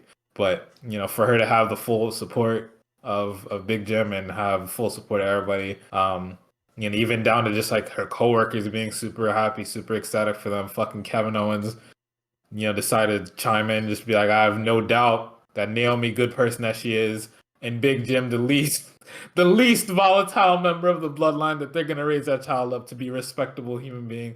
It's just shit like that to where niggas just want to stay in character because they just have so much respect for those two. It's just shit like that to where it's just like, nigga, can't help but be a fucking, not Big Jim, gigantic Jim, my fault, gigantic Jim. Fucking Jimbo did it again. It's just shit like that to where it's just, you get a little misty eye. It's just, It's times like that to where it's like, niggas talk about. Sometimes niggas lie about locker rooms being families, but it's times like that where you can actually feel that like these people are actually like, travel together a lot. They're around each other a lot. Like they Yeah, are. you gotta They remember, a really lot look of these up to niggas each other have been on the road with each other for 10+ years. for fucking decades, straight up. So it's like it's seeing them all come together and shit like that, where they can like shed the wrestling personas and just be real people every once in a while. It's just mad cool, mad dope. So, at the end of it all, Naomi, she puts her title down, her custom title. You know what I'm saying? Right across the Slim Jim logo. However fucking funny that is. Entendres, come on now. You know, puts the mic down and she's off. And she says, yo, when I come back, right? You niggas have 9 months and some change. When I come back, you gotta proceed with caution. She said when this baby come right back out, it was right back to where I said, it don't matter. Even if I gotta, Mimsy said, even if I gotta come back breastfeeding with my baby in my arm, I'm coming back to pick up right where I left the fuck off. You know what I'm saying? It's amazing segment, man. So happy for them. I don't think anybody leaked it. I don't know. I don't care, but it wasn't leaked, but it was heavily hinted at. Nobody was confirming it, but the dirt sheets were basically saying, yeah, she's pregnant. Yeah. So, I'm glad they had enough tact to not just. I just didn't see a graphic with Naomi up there, fucking pregnant and fucking Impact font. I'm glad they at least tried. That would have been fucking crazy. It would be nuts. But I'm glad the niggas had the tact to at least be regular about it. At least as regular as you can in that line of work, the TMZ line of work. Yeah, exactly. Yeah, it was beautiful, man. It was fucking fire. I need an interviewer to go talk to Rhea or Io and just be like, hey, did you guys know she was pregnant when you fucking stepped on her fucking chest, or not chest, her stomach at fucking SummerSlam? I need somebody to ask that, but yeah. So anyway, next question. No, I'm gonna ask you, nigga. What's going on? Yeah, don't ask me questions like that. What's next on this fuck ass show? The main event, New Jack tribute, because we're in Philly. Oh yeah. She said in the podcast she did, and it was literally the Sunday before last week's Raw. Wow. Jesus Christ. Oh. Wow. Okay. I'm not gonna lie, I would have missed if this was a New Jack tribute because I wasn't an ECW guy like that. So salute to Jey Uso. Salute to commentary too for playing it up so he didn't just so everybody knew what it was. They say that this is their fourth. What's that? Was it his attire that's the New Jack tribute or what? Yeah, the way his shirt was cut, bringing the shopping cart down to the ring, the bandana, the tassels, whatever the fuck, all that is New Jack. I got you. Also, this is the fourth match all time for them. Jay was winning 2-1. That's about it. Okay, so Jey Uso wheels this fucking shopping cart right up to the apron. We know it's there. Everybody knows it's there. Yeah. This motherfucker, Lariat Breaker, over the top. He lands knees first into this shopping cart of assorted fucking nonsense, and it's immediately down, and it's like, holy shit, I wish I was dead. Super. I don't know if it was like actual, like anything, might have been like a Charlie horse or something, but like you could tell that it just stung like a motherfucker for like 15 minutes. It was holy shit. Wow. Jay had to fill time for fucking 15 minutes. Nigga, referee went over, Paulie went over to check on this nigga. Nigga said, holy fuck. Fuck. Yeah. But eventually, we get back into the match. I mean, it's every plunder match ever. Jey Uso is throwing in chairs to yeet chants. That's about it. Eventually, it breaks down into some fucking nonsense. Let's see. LA Knight comes out to help. Seth Rollins apparates from the right-hand side of the fucking screen to kill. Seth Rollins apparates to kill LA Knight. He pedigrees Jay. This prompts Punk. He and Seth brawl. Knight and Punk get Rollins into the ring. They start ping-ponging him. This is, like you said, they send LA Knight through the table. They fucking Braun Breaker is setting up his damn full court spear. Roman's music hits, distracts him. He goes for the spear. He gets speared out of his boots by Roman. Roman gets Bronson, and then we get the Uso splash through the table, and then everybody brawls to close the show out. And I was just like, okay, well, if this isn't the go home, why did we do this angle? Because now we have to come back here and act like this week didn't happen, right? Like, in terms of storytelling, why the fuck did we do this? Because now you've done the Bedlam angle. What the fuck? Are we gonna have a regular go home next Monday? Bedlam angle, Vision wins. Everybody is 1-1 now. We're gonna do it back to back? Yes. What the fuck was the point? Why did we do what we did? Why didn't we just have Jey Uso beat Braun Breaker while whatchamacallit? I don't know, man. Hey, I couldn't tell you, but I'm telling you next week, that's just what's gonna happen. And you niggas pulled the Roman Reigns card. So I can understand that's my big problem, right? Is that Clash is next week. The next Saturday? Whenever the 31st is. I don't know if that's a Saturday or a Sunday. That's a Sunday. Yeah. I'm tripping. I mean, I don't know. They'll figure something out, but they're not afraid of reusing angles, clearly. No, of course not. But it's just like for storyline cohesion, why the fuck did we do what we did? You can't explain why we did what we did, so why the fuck did we do it? I mean, storyline, you can't explain it. The only explanation is they wanted to give all the stars to Philly. I mean, I guess, but nigga, you should have planned this correctly. No, hell no. For whatever reason, we're getting all the stars now. Niggas are fucking glazing Philly like crazy. I swear they didn't do this shit before. No, they did. Philly has always been one of the hottest wrestling crowds in one of the hottest wrestling cities. Really? Yeah, you guys are right here with us in New York for Wrestling Mecca. Because ECW was based out of Philly. Oh, wow. I'm super not hip. Yeah, you guys have a crazy wrestling culture. We got some dog shit chants, though. I'm not gonna lie. I'm gonna get y'all right. I don't know when I'm ever going to a fucking WWE show, but when I go, I'm gonna get y'all right. Don't worry. We got some real chants. It's basically ECW tribute show. I'm okay. Then that fucking AEW dynasty or residency is gonna look crazy. Yeah, no, you should absolutely go if you can.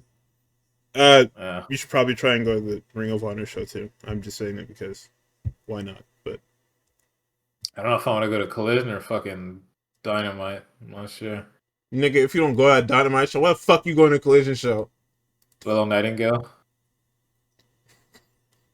I'm sorry, my bad. I got a little too real, my bad. I answered a little too quick. I should have thought about it a little bit more. That's my bad. Alright, let's go to... Well, there's nothing to talk about next thing. There's a little bit to talk about. Oh my god! There's a little bit to talk about. Just a little bit to talk about. Alright. Jasper, we need to talk about Jasper Troy again. Because this is fucking crazy, man. The amount of glaze and LFG propaganda that is in this match, whenever this guy, that is in these Jasper Troy matches, needs to be fucking studied. I know you have a fucking game show to push, but nigga, this is wild. Booker T, they were cooking Booker T on. Because what the fuck are you talking about? They were like, yo, you used to love that little nigga Ricky Saints. What the fuck happened? You was dicky and crazy. What happened? He's like, oh, that wasn't me. Nigga, so we can go back 3 weeks. We can go back 3 weeks. 3 weeks, you were fucking sucking him off in that damn fit. And he was like, yeah, that little Oaks fit. And they were like, yeah, all right, man. What the fuck? Okay, yeah, we have that. This Jasper Troy nigga is not good. He's just big. And that's okay, because that's what they want. It was at the point where I was thinking, I was like, yo, what? Again, right? You know, everybody looks crazy when you start knee-jerk reacting to shit. When people get signed to start showing up other places. That nigga Ricky has, like, what, 2 good matches? Like, after his entrance, niggas want to start chanting, Tony fumbled, and it's just like, yeah, bro, and guess what? Niggas wrestling fucking ego. Look where the fuck we're at now. Not even now. Look at... Nigga went into a fucking feud with Sean Spears after that. And that then went back crazy. to ego later. Like, what the fuck? That Sean Spears shit was crazy. What is happening? Yo, During this match, Vic asked if the winner should be #1 contender. Nigga, I never wanted to punch my fucking screen I was so more. happy that Booker was just like, all right, maybe not #1 contender, but like you can get in line. Because he knows how crazy this Jasper Joy shit looks. Because the nigga just got here. Nigga, he had his shot too. He had his shot already. Yeah. So the finish is fucking funny. Because this nigga misses a senton under the stairs. Ricky hits a DDT, a tornado DDT on the outside, and then he hits one in the ring, and then he gets a pin. Nigga, everybody is shocked at that fucking double DDT shit. What? Oh. Okay. Yo, do you not have the finish in front of you? How are you acting surprised for this? I think it's just the fact that, like, I guess to them, it did not feel like there was a third gear. They probably didn't feel like there was a fucking second gear, to be honest.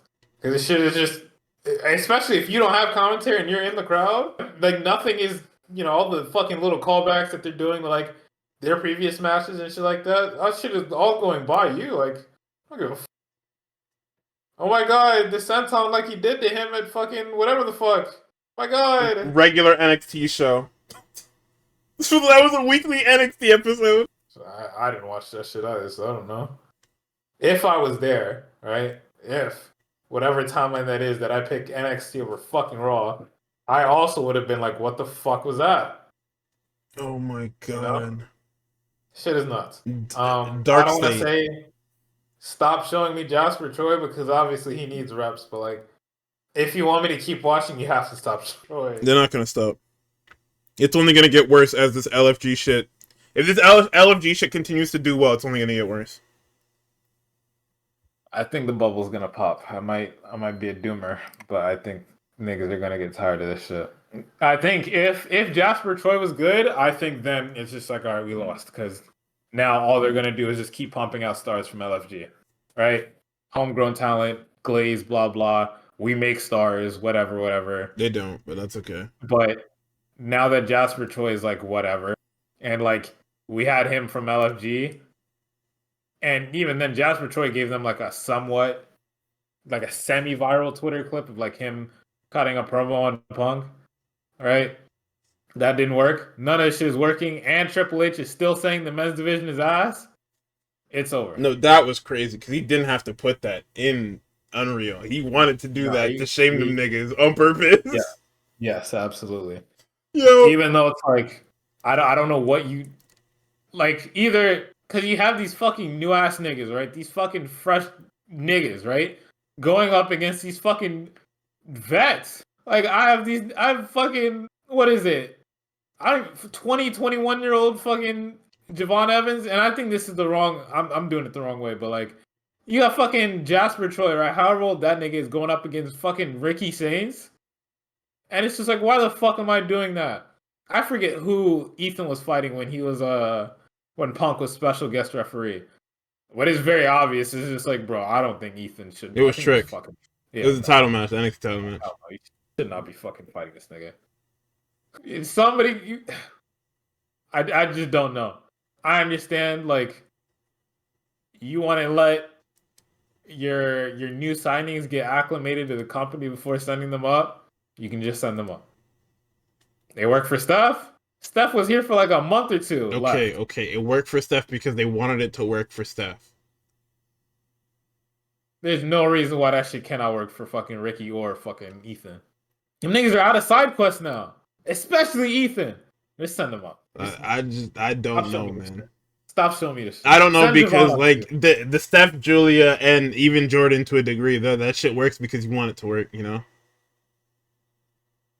We'll get to Jordan too, because I have fucking thoughts about that shit. This storyline is over for me. Like I'm so tired of it. Just give Blake the fucking title already. Not even give her the title. Have her do other stuff. This feud doesn't even make sense. You tried to rush into... No, because what they're trying to do is they're trying to recreate this fucking Hollywood ending thing. They're trying to retread that because look how they did it. They're friends. She makes Jordan feel comfortable, lulls her into false insecurity, rips her heart out. Except instead of it being an actual build, it was literally, yeah, we did this for like a week. Barely. Yeah. And now we're barreling towards it. Hey, come on. You guys like the You guys like the women love angles. We seen it. We saw what y'all went gaga for in AEW. No, you saw the finish of what we went gaga for. You didn't watch the other stuff of them being active on TV. We're ignoring the everything after Mariah wins in at Wembley, by the way, because that was nothing.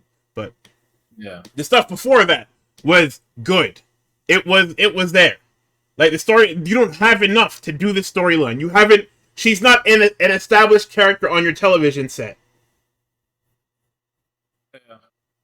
And even then, it's like, because a lot of the shit towards the end of that Hollywood, like right before, you don't have to go to the Hollywood ending. Like right before, you look at it and it's just like Mariah May is bringing out fucking fake Tony Storm to fucking fight her and fucking make her bleed and shit by hitting her with the shoe. We're not doing that. This fucking Blake is running around with fucking security like she's 50 or some shit like that. No, that was awesome. Like, I like that. I like that, but it's like if you're trying to recreate the Hollywood ending shit, this is not what that is, right? And even then, like, it also kind of doesn't make sense to me because it's like, yeah, if you touch me, then the match is off, and then she touches her later, and I'm like, oh, okay. What does the match being called off do for you? Do you not want more wins to be put into title opportunities? Because that's what these niggas say. So listen, you know how this show works. Nobody wrestles. Everybody goes, yo, Ava, I want this. And she goes, okay. And then we all go, why did you just say okay? And then Ava would tell us because she asked for it. Right. Don't worry about it. Don't worry about it. In your main event, it's fucking Javon and Trick. Trick kicks this nigga crazy style in the first minute and blows his fucking lip open. What the fuck, man? I didn't catch it, so when I seen him look up into the camera, and I was like, wow, that's unfucking believable. Kick was insane. This match, what were your thoughts on this match before I say something crazy? It was nothing. It was means to an end. I thought it was I didn't. No, yeah, you're well within your right because it was nothing. Like I wasn't sports entertained. I wasn't regular entertained. It was nothing because I've seen these guys so much that having a throwaway match on a go home NXT is nothing to me. That's why you had that big spot of sending Corey Graves to the 9th Circle of Hell. Now, if that was planned, that sucks. If it wasn't planned, that's really unfortunate because I think that was like seeing the spot happen. All right, whatever.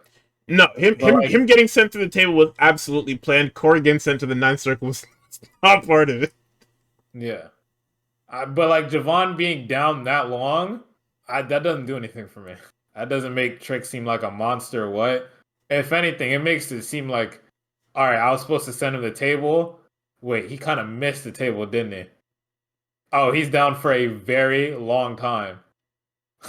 No, because he dead ass missed his 90% of the table. Yeah, he ends up in Corey's lap, which sends him to the fucking 9th Circle of Hell. Yeah. So like everybody's just like, damn, and then you have to sit there. He even cuts to Oba. Oba's like, oh fuck. So wow, So you have to fill time while Javon comes to his senses because the nigga damn near got knocked the fuck out. Booker's fucking face when this nigga hits the table. Booker is like he's dead. Like you look at Booker's face, he's dead. He's dead. So, hey, I got your viral moment. Even when he gets up and gets back into the ring, there's really nothing here. Like Javon has this fucking heat up moment. His fucking X Factors pop. I got nothing but meter. I'm gonna start using this shit. I don't know. It wasn't. It's also nothing because Javon doesn't even beat him. Nigga got distracted by fucking Mike Santana. Nigga, how did you even notice Mike Santana in that crowd of people? Yeah. I mean, because Mike Santana was fucking where Oba was supposed to be, and he was supposed to point at Oba and like, yeah, look what I'm about to do to you. And then he's like, wait a minute, what the fuck? What is Mike Santana doing there? And then fucking springboard cutter for the finish, and it's just like, all right, dude, whatever. Yeah, it's the first one, and then goes for the super cutter, and then that was it. Yeah, that was it.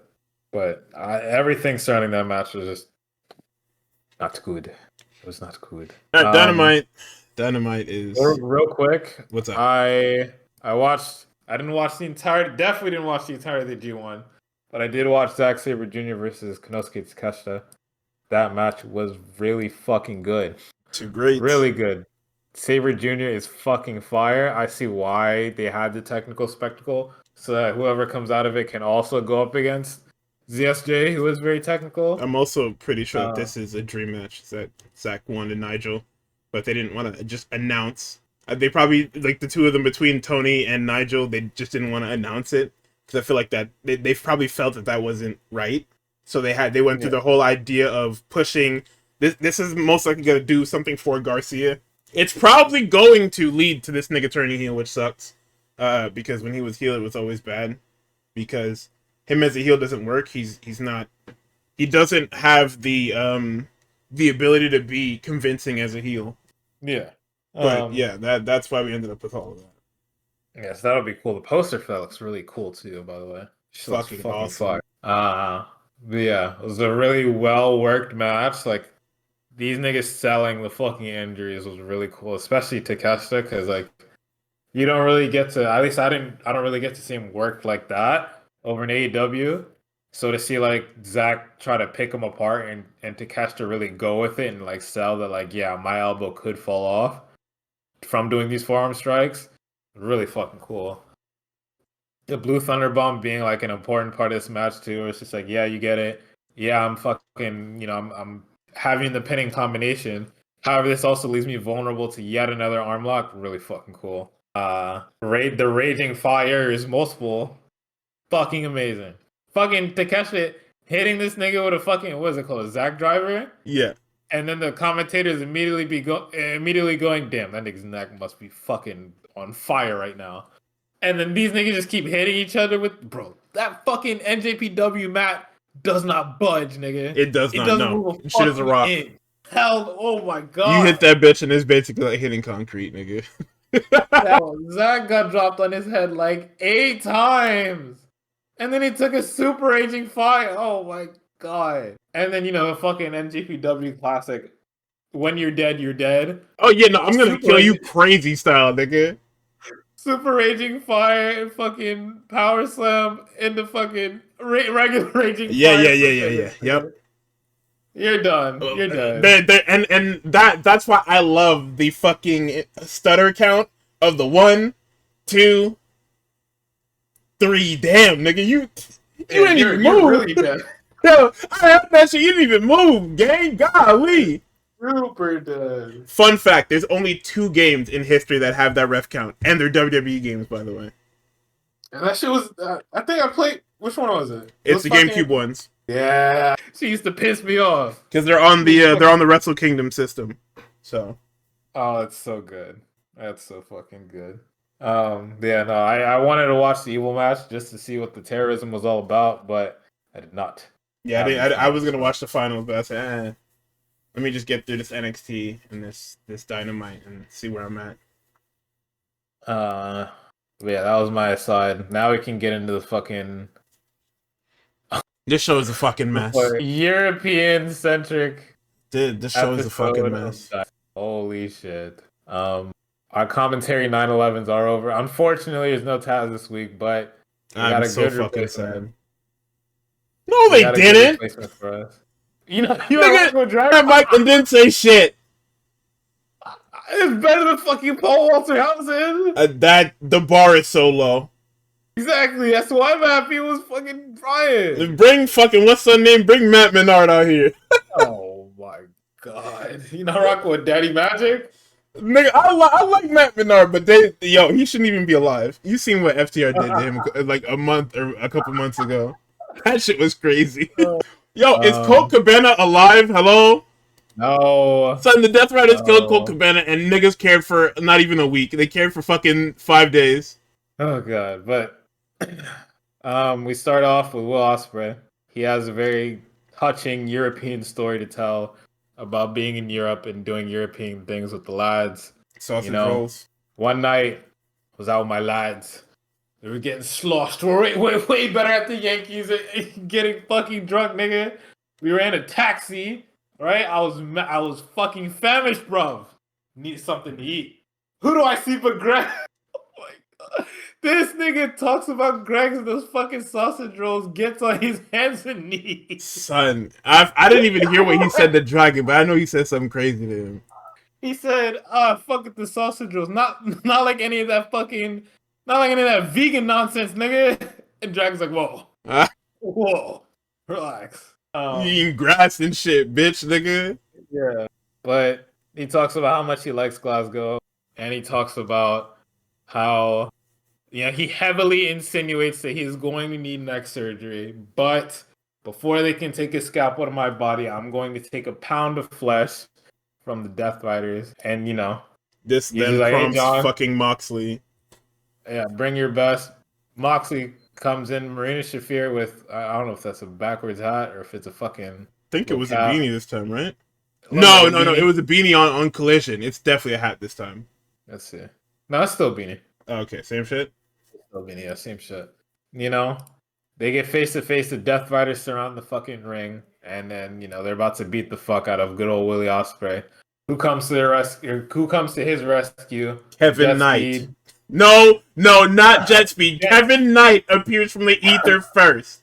Kevin Knight appears first, then Mike Bailey shows up a little bit after. Will Ospreay ditches them because nigga my neck. So Jet Speed get the shit beat out of them for a little bit, but then they get saved by the third nigga in this trios match, the Ace, Hiroshi Tanahashi. Boy, look at my president shuffle down to the fucking ring because his legs don't work. Look who we're putting in this fucking cage death match. Or we're getting a high fly flow from the fucking top of the shit too, nigga. I don't care. You better hit it. I don't care how long it takes you to fucking climb that shit. Son, Tanahashi was jogging out of that ring the same way that niggas gotta run through the house to get a towel. Bro, Tanahashi shit is fucked, man. It's so fucked. That's my ace. That's Shacho-san, but nigga, your fucking legs don't work. I thought you guys were kidding, man. Nah, this shit is bad. I thought it was he's taking so many spots over the years. His shit has to be fucked. Like, he's got so much surgery. His shit has to be fucked. I didn't think it looked like that. Like, wow.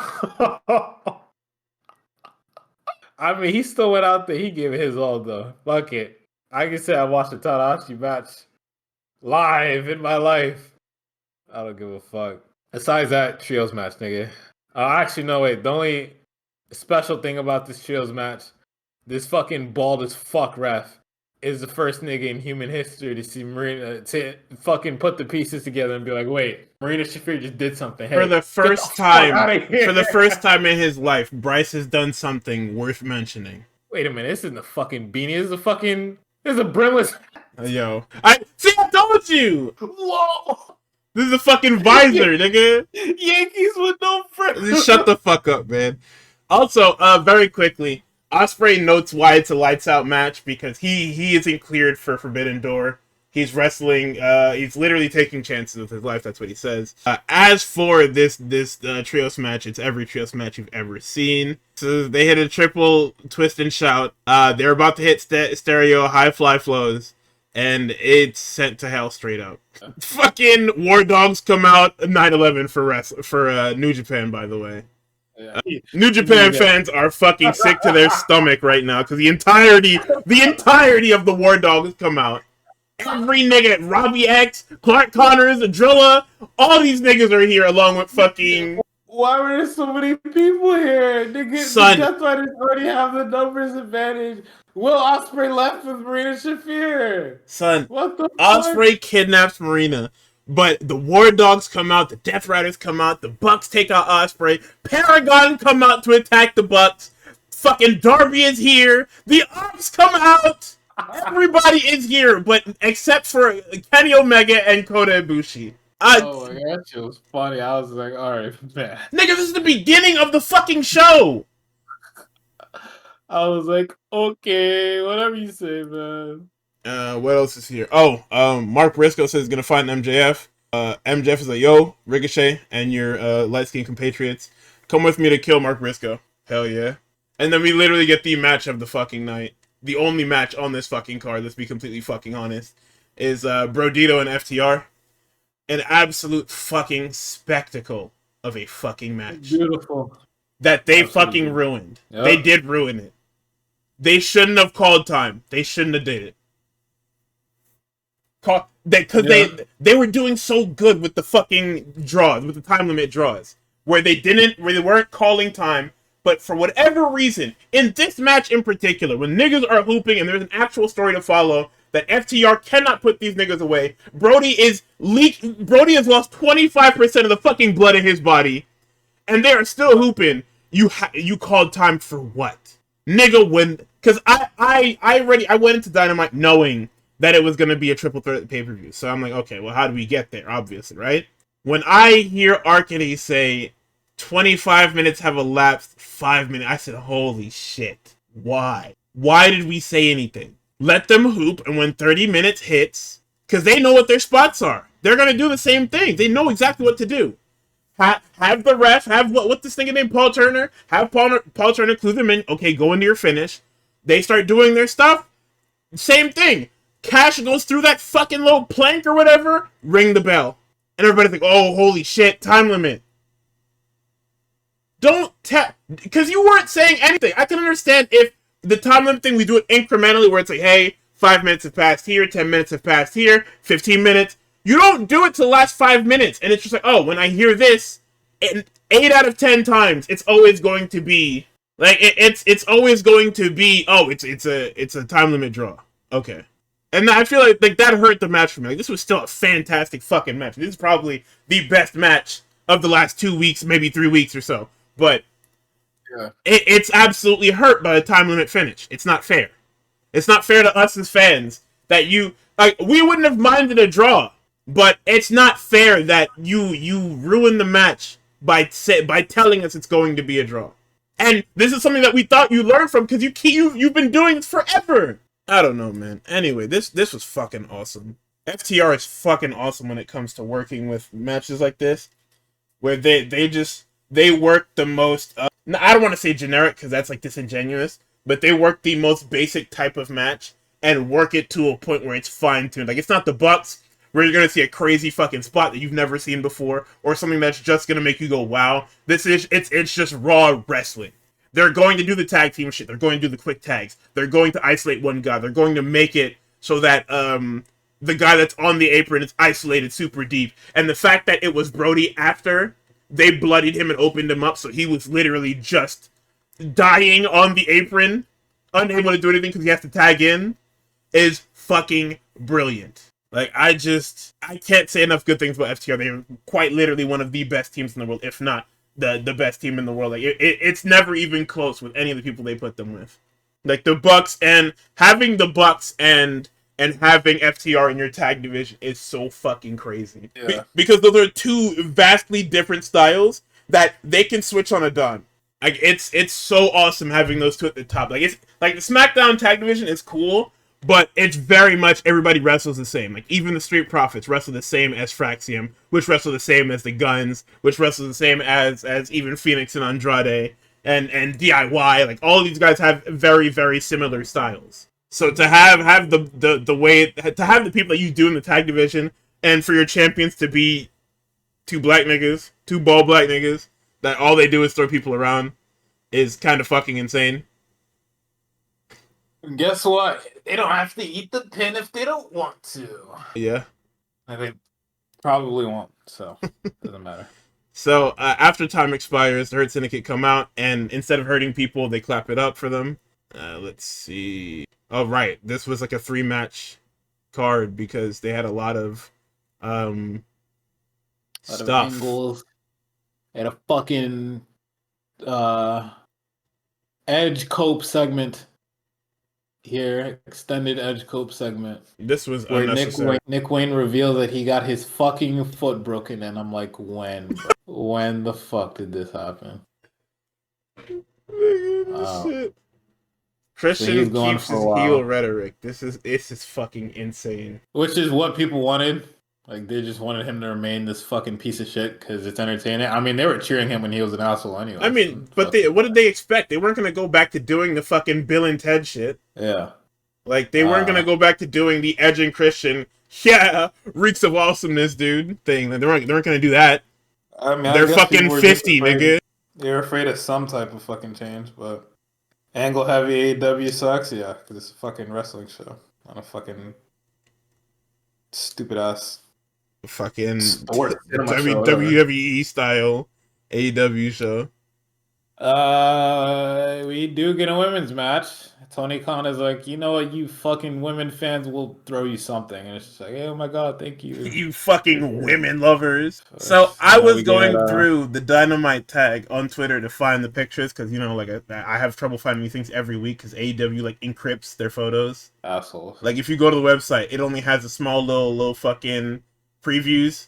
And if you try to enlarge them or like download them or whatever, it's in like 480 not even 480p. It's like 144p or some shit. I don't know why we. They're copyrighted photos. It's the internet, dumbass. Who cares? So I was looking through that and I seen somebody post a picture of Persephone and say who, and it's just like, you watch the show every week, which means that you've been watching the show, which means that you've seen her at the other Forbidden Doors. Like, what do you mean who, nigga? But anyway, like I was saying, I expected them. Stardom did elect their participant finally. They elected her quite later. I think it was like a couple of days ago. Like, probably not even fucking. I think it was like Tuesday or Wednesday or whatever that they finally put out, or that they. No, sorry, they didn't announce it at all. They announced it on Dynamite. They announced that Bozilla was gonna be Stardom's representative, and then it was just like I didn't even see anything about it till the show. I saw Peps talking about it where they're like, oh yeah, Bozilla's talking a lot about the Forbidden Door in the post game section of this 5-star GP thing. She's probably gonna be their pick, and lo and behold, there she is. So Persephone's in the crowd. She was already CMLL's choice. We learned that last week, I believe. And then they tell you that Stardom picked Bozilla. Everybody leaves their seconds behind. So Mina is left in the back. Billy is left in the back. Be nice. Be nice. Don't piss me off. Okay. So Mercedes has this damn Wonder Woman gear. Cool. Fire. So Tony sniffs Mercedes, calls her delicious, and then does the fat bastard. And Dragon's like, this is awesome. This fucking guy is so ridiculous, man. This is why I hate this nigga. I'm not talking about it. Anyway. Yo. Thank you for the reminder, Memesy, Billy Starks. Come on, twin. What's going on, man? She's too tall for the shit she's wearing. I gotta go look at that. That's what it feels like to me whenever I see her in like the I guess you could call it girly shit that she wants to wear. Is that she's too tall. She's too long for this clothing. Which once again, I can't say this. It's not my place to say this. It's not, but at the same time, it's like get in a little group chat with a couple people and just like before you step out, just hit the chat and be like, yo, are y'all feeling this? And tell them niggas to tell you what they really feel. Because some of these pieces, right? They're not bad. It's just I think she's too long. Good either. You're not good either. You know what I'm saying? Just don't put the shit on. If her limbs were shorter and she was shorter, I think this would be fine. Look at what Dragon wore to the fucking show tonight, right? He wears that every day. Don't do that. It's okay to pop out some regular ass shit. I understand we're in Glasgow, Scotland, but like you can pop out of some regular shit. You can just wear some regular shit. Okay? That nigga popped out with a Yo. Yo, does he not think he's the greatest wrestler of all time, bro? No, he doesn't, by the way. Nigga dressed it like any fucking body, bro. He's always done that. That's my point. Like, that's the thing, is that he's very, very, very minimalist. This is so funny, man. What's up with him? Getting choked out on the last day of your retirement tour and then just wearing whatever the fuck to like the first show that you get in like a real entrance at on the return is crazy. Oh man. Alright. Back to the match. Sorry. Had to do that aside. You guys are fucking mean. But the story of this match is that Athena is like, yo, I don't want to lose to fucking Toni Storm. Please get your head in the fucking game. She says this multiple times and is directing traffic, and this is the most awesome point of the match. Because Mercedes is like, okay, so don't... At the beginning of the match, they're talking as Alex Windsor comes out, and basically they're mouthing off to each other, talking about, yo, don't hold me back, don't this, don't that.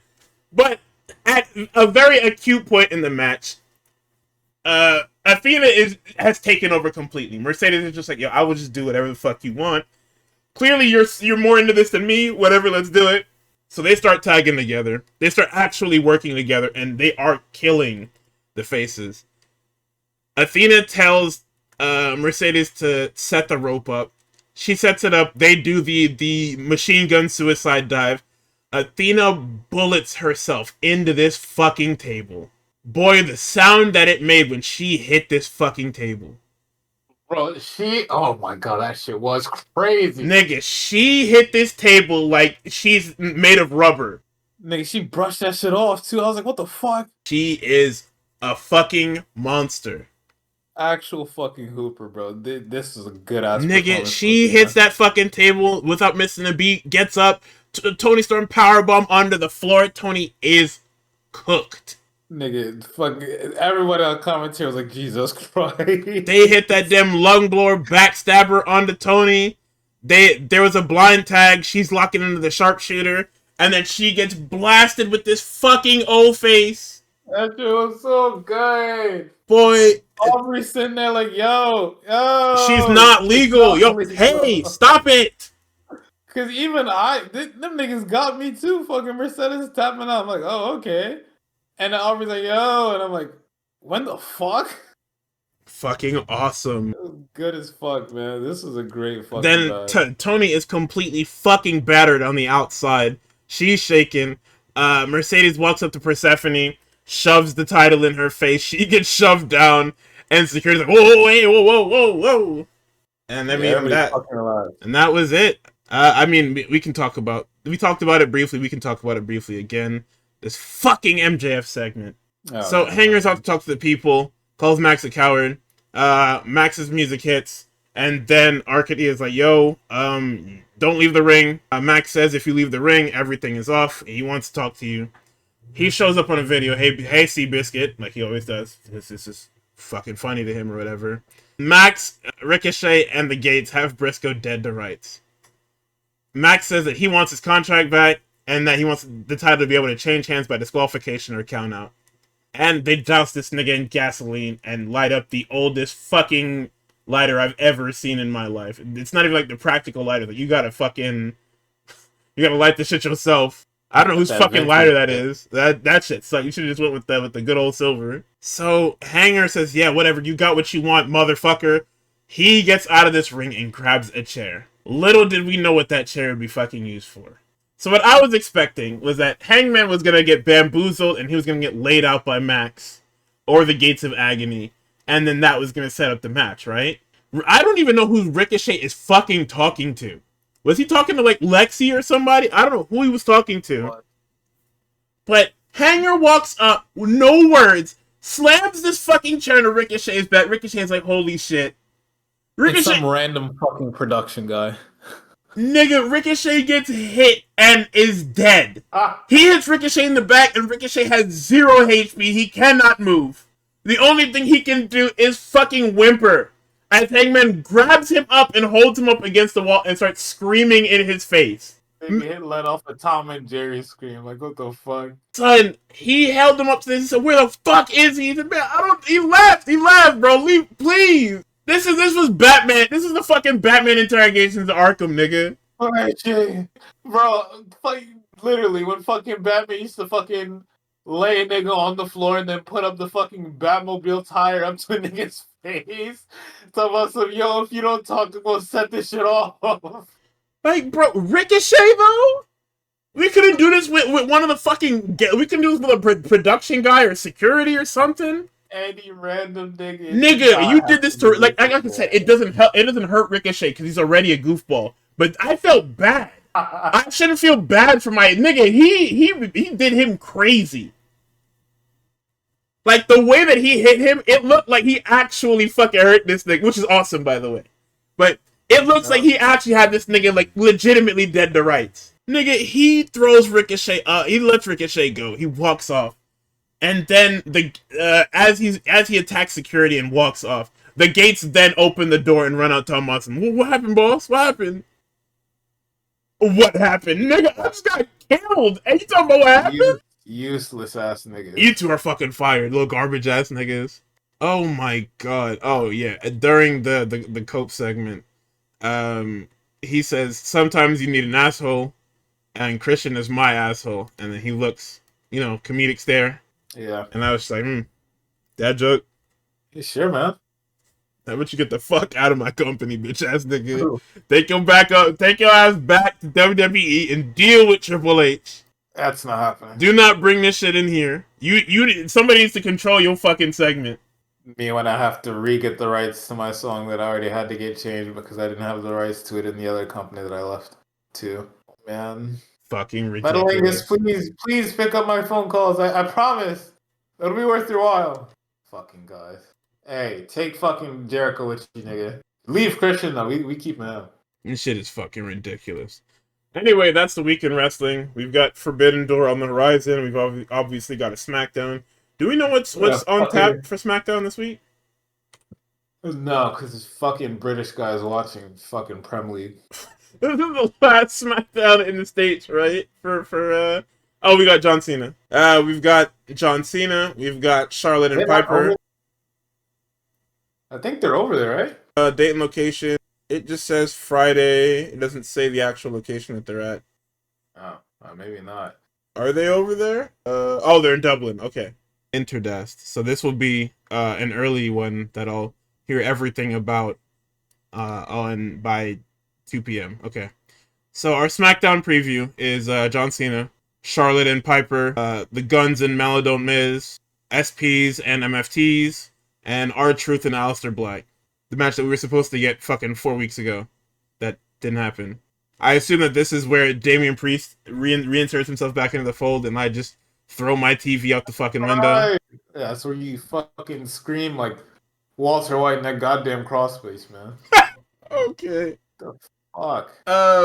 Yeah, man. That's it for the week. I don't know. Oh, Collision, we have the Bucks in Paragon. And they're probably on something else that I don't remember. What the hell? You said what? Good. That's a good ass match. Nigga, I told you, Collision is a hooper show, but they just like putting bullshit on my show. Like, imagine if Collision was like 3 to 4 fire matches every week with rigmarole in between. Niggas would have no fucking problems, but here we are. Willow Nightingale, if you can hear me, show up on Collision, I'm begging. Yeah. And then we've got Forbidden Door. So, I mean, it'll be the same lineup.